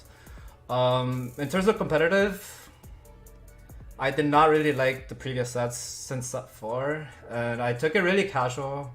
I thought like, oh, if I qualify for stuff, I'll play. If not, then whatever. If I make it to this tournament, then I'll keep going. If not, then, you know, I wasn't really like that motivated. It wasn't until this set where I thought like it was a good set to compete in. And you can see like now they're so obsessed to go, like they made it to the finals and like they're playing for like first, and it's so close, right? You can tell like it's a very competitive patch, and I thought like this would be like the patch to like actually grind, because like it's a lot more skill, in my opinion. Like it takes a lot more skill this set than like previous sets. So so yeah, I just been like, I guess this is my set. I don't know. I hope. It's your set, man. This is the beginning. Win here, go to mid set, qualify for regionals, win worlds, right? LATAM is on the map. Actually, just before Bryce can jump in here, what talk about LATAM's growth as a region. It feels like with a great performance in set 7, it just feels like they're underrated. No one's talking about how strong Latin American can truly be at TFT. Oh yeah, okay. So I'm gonna be honest. LATAM was probably like the weakest region in the world since like when I discovered them since set 3, but there's like very competitive. I mean, the people like LATAM is mostly like Argentina. I mean, it's not all Argentina, but like the top players are mostly Argentinian. And like Argentinian, like in football and stuff like that, they're very passionate, they're very competitive. They'll like even though like it's just a video game, they'll like sweat for it, they'll put their heart out, like they live off of it actually. Like they make money off this game and they live off of it, because like the economy over there is really bad, like, so this is actually like their living. And I found that like I like their passion. I like when I talk to a player and they're passionate about something, so I thought like, I could help them out and maybe they could grow. And 3 sets in a row I got 3 Latin players to World Finals, just by coaching them individually, and that's something I'm proud of. Even though like I wasn't really competing in NA, like I was just proud of doing that at least. That's awesome. So you're a really humble guy. You said you felt like you high rolled a lot, but I'm curious. I agree. I think this is a really skill expressive patch, and it's not like you just did well today. You did well, really well yesterday as well, and you've been crushing on ladder. What do you think is your edge? What do you think? Where are you getting your advantages over other players in this field? So I'll be honest. Like I thought like I played my best probably day 1. Day 2. I actually do not remember. That was yesterday, right? Wait, no, today's day 2. My bad. Today, there's so many games. I'm sorry. So I just thought I did well yesterday. Today I wasn't expecting much. I was like, I'm gonna low roll today. And to be honest, I just play what the game gave me. I'm not really like an aggressive player. Like people that level 5 at 2-2, people that try to persist streak, they'll level and roll like a bit of gold. I'm more like in the middle. I'll be aggressive if I can. If not, then I'll just try to find something uncontested and just play it. Like before today, I think I only had 1 mech game. Actually, yeah, before like these last 3 games, I think I played 0 mech games. And then the last 2 out of 3, I think I played 2. And so like it's something like I just try to avoid. Just be comfortable with initial like item carousel, which was for me was bow and glove. And I knew how to like top 4, I guess, a lot. I didn't win much. I won a few, like maybe once or twice. Like the Omega Hyrule games, but not like my favorite high roll game of yours was actually game 6 just now, when you just naturaled like 8 talons and you just like got the direction given to you. What was your reaction when you just had like 8 talons by, what was it, 3-1 or like stage 2 or something? Like it feels like a lot of games were easy for you in that moment. Oh yeah, so like talent could be good, right? Usually it's good like with featherweights or like an early an early aggressive talent augment or 1-cost augment, something like that, right? Or you can slam like 2 items right away and you could probably win streak off of it. And you can hyper roll it and hit it immediately like at stage 3, and then you could like streak to stage 4, and then you could push levels, go 8 and play legendaries, right? Or just get Viego items. But the game just gave it to me, and I saw that everyone was contesting each other, and they were all playing Laser Corps, and I'm like, oh wow, I don't think anyone scouted or anyone didn't really like, I don't know, they just played like, I thought the only reason I top 2 that game was because everyone was like just contesting each other. I'm like, oh, this game is so easy. Like I was winning. Oh no! Look at these idiots! We found out we had don't like scout. a poppy. Yeah. Like I don't know. Like to be honest, that game was kind of fake, but Trinity Talon's kind of good. Like it does a lot of AD damage, so like half his damage was AD, half his damage was magical, so it was pretty good.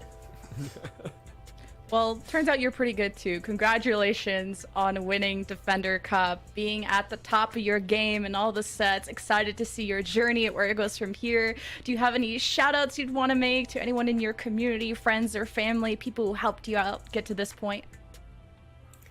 Oh yeah, so of course, huge shout out to the Latin community. They've always supported me since set 3, and they've always wanted me to compete, and set after set I would let them down. I would be lazy. Maybe I wouldn't make snapshot because I was like, just stuff like that, right? And they always wanted to see me compete and win something ever since set 3. So I guess I finally did this for them. And for myself, of course, because I do want to make it to Worlds. I think I would be a great rep. And I'm gonna say shout out to basically the new friends that I made this set, or that I talked to more. One is Jack. He was my test dummy. I basically watched him play every day like Challenger. And I would tell him to go like bad comps, bad builds, and all that stuff, just test it, limit test for me. And then basically everyone else that I met recently in the community, because I've been a bit more like vocal now than I was before, at least in the NA scene. And I want to get closer to other top players as well, so hopefully that could happen soon. Well, thank you so much. Congratulations again. Appreciate your time for the interview, and we'll see you at the mid-set finale. Congrats, man. Thank you. Congratulations. Thank you. Thank you so much. Oh, Dan, that was such a wholesome interview. Like, not only, like, Cottontail is at his peak, representing his community, his region, trying to go to Worlds, and talk about all these regions that are trying to make their place at Worlds. He spoke about NA, but also LATAM. This is such a cool story. It is cool, and I didn't even realize that for a lot of LATAM, it is their full-time thing, right? A lot of people talk about how TFT is like a part-time, like, I mean, look at North America, right? You have like Sox, it's like his part-time thing, or even myself and Bryce, we have full-time jobs and we're doing this for fun on the side. It's great to see the passion, and that's what the region is known for. So if this is like how solid they can be when they just have like, a year or two of getting coached and like taking it seriously, I just want more parity in international competition. It makes it really fun. And also, it's just TFT. You never know what happens. And I love talking to Cottontail. I'm definitely going to message him more often. I messaged him back in the day. For people who don't know, Cottontail actually helped me organize Twitch Rivals back in the day for TFT. So, like, he's a very valuable member of the community, even just outside of a competitor. Really great to talk to him. I couldn't be happier for the guy. Bryce, wonderful storylines today. People who performed, who crash and burn, and those who started with no head start points that rose to the challenge. I mean, this is just the first event of the set, and we still have more on the way.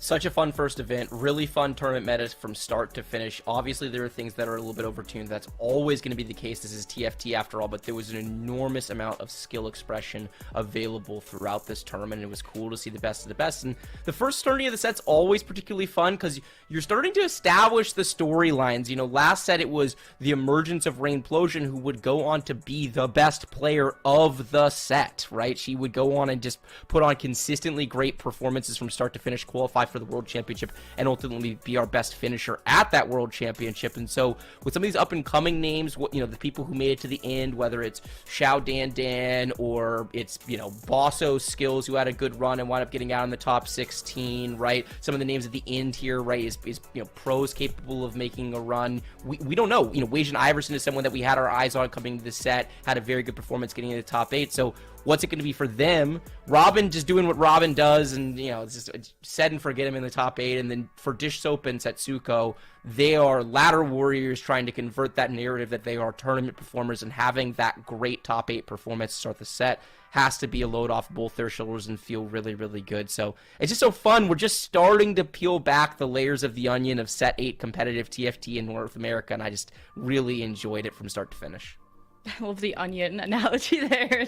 The top 4 players going to the mid-set: Cottontail, Dish Soap, Robin, and Zhao Dan. Dan, congratulations to them. But also, the top 8 of our final lobby go to the Corrupted Cup, the championship weekend of the Corrupted Cup. So the first weekend of Corrupted Cup takes place February 11th and 12th. That'll be off stream. And if you want to watch the broadcast live, that'll be on February 18th and 19th. There's so many opportunities to get qualifier points, points to just qualify directly into the mid-set finale. And remember, those qualifier points matter for regional finals. There's just so many opportunities to get to the end. So if your favorite player didn't make it, don't worry. We will cover their journey and their path to success. Big shout out to Mortdog and Admirable for holding it down, and Wisdom and Riot for the production. This has been an incredible event. Please go to riot.com/NA TFT Esports if you want to learn more about the dates for the events, information, the players going, and really the long form of what I'm going to say.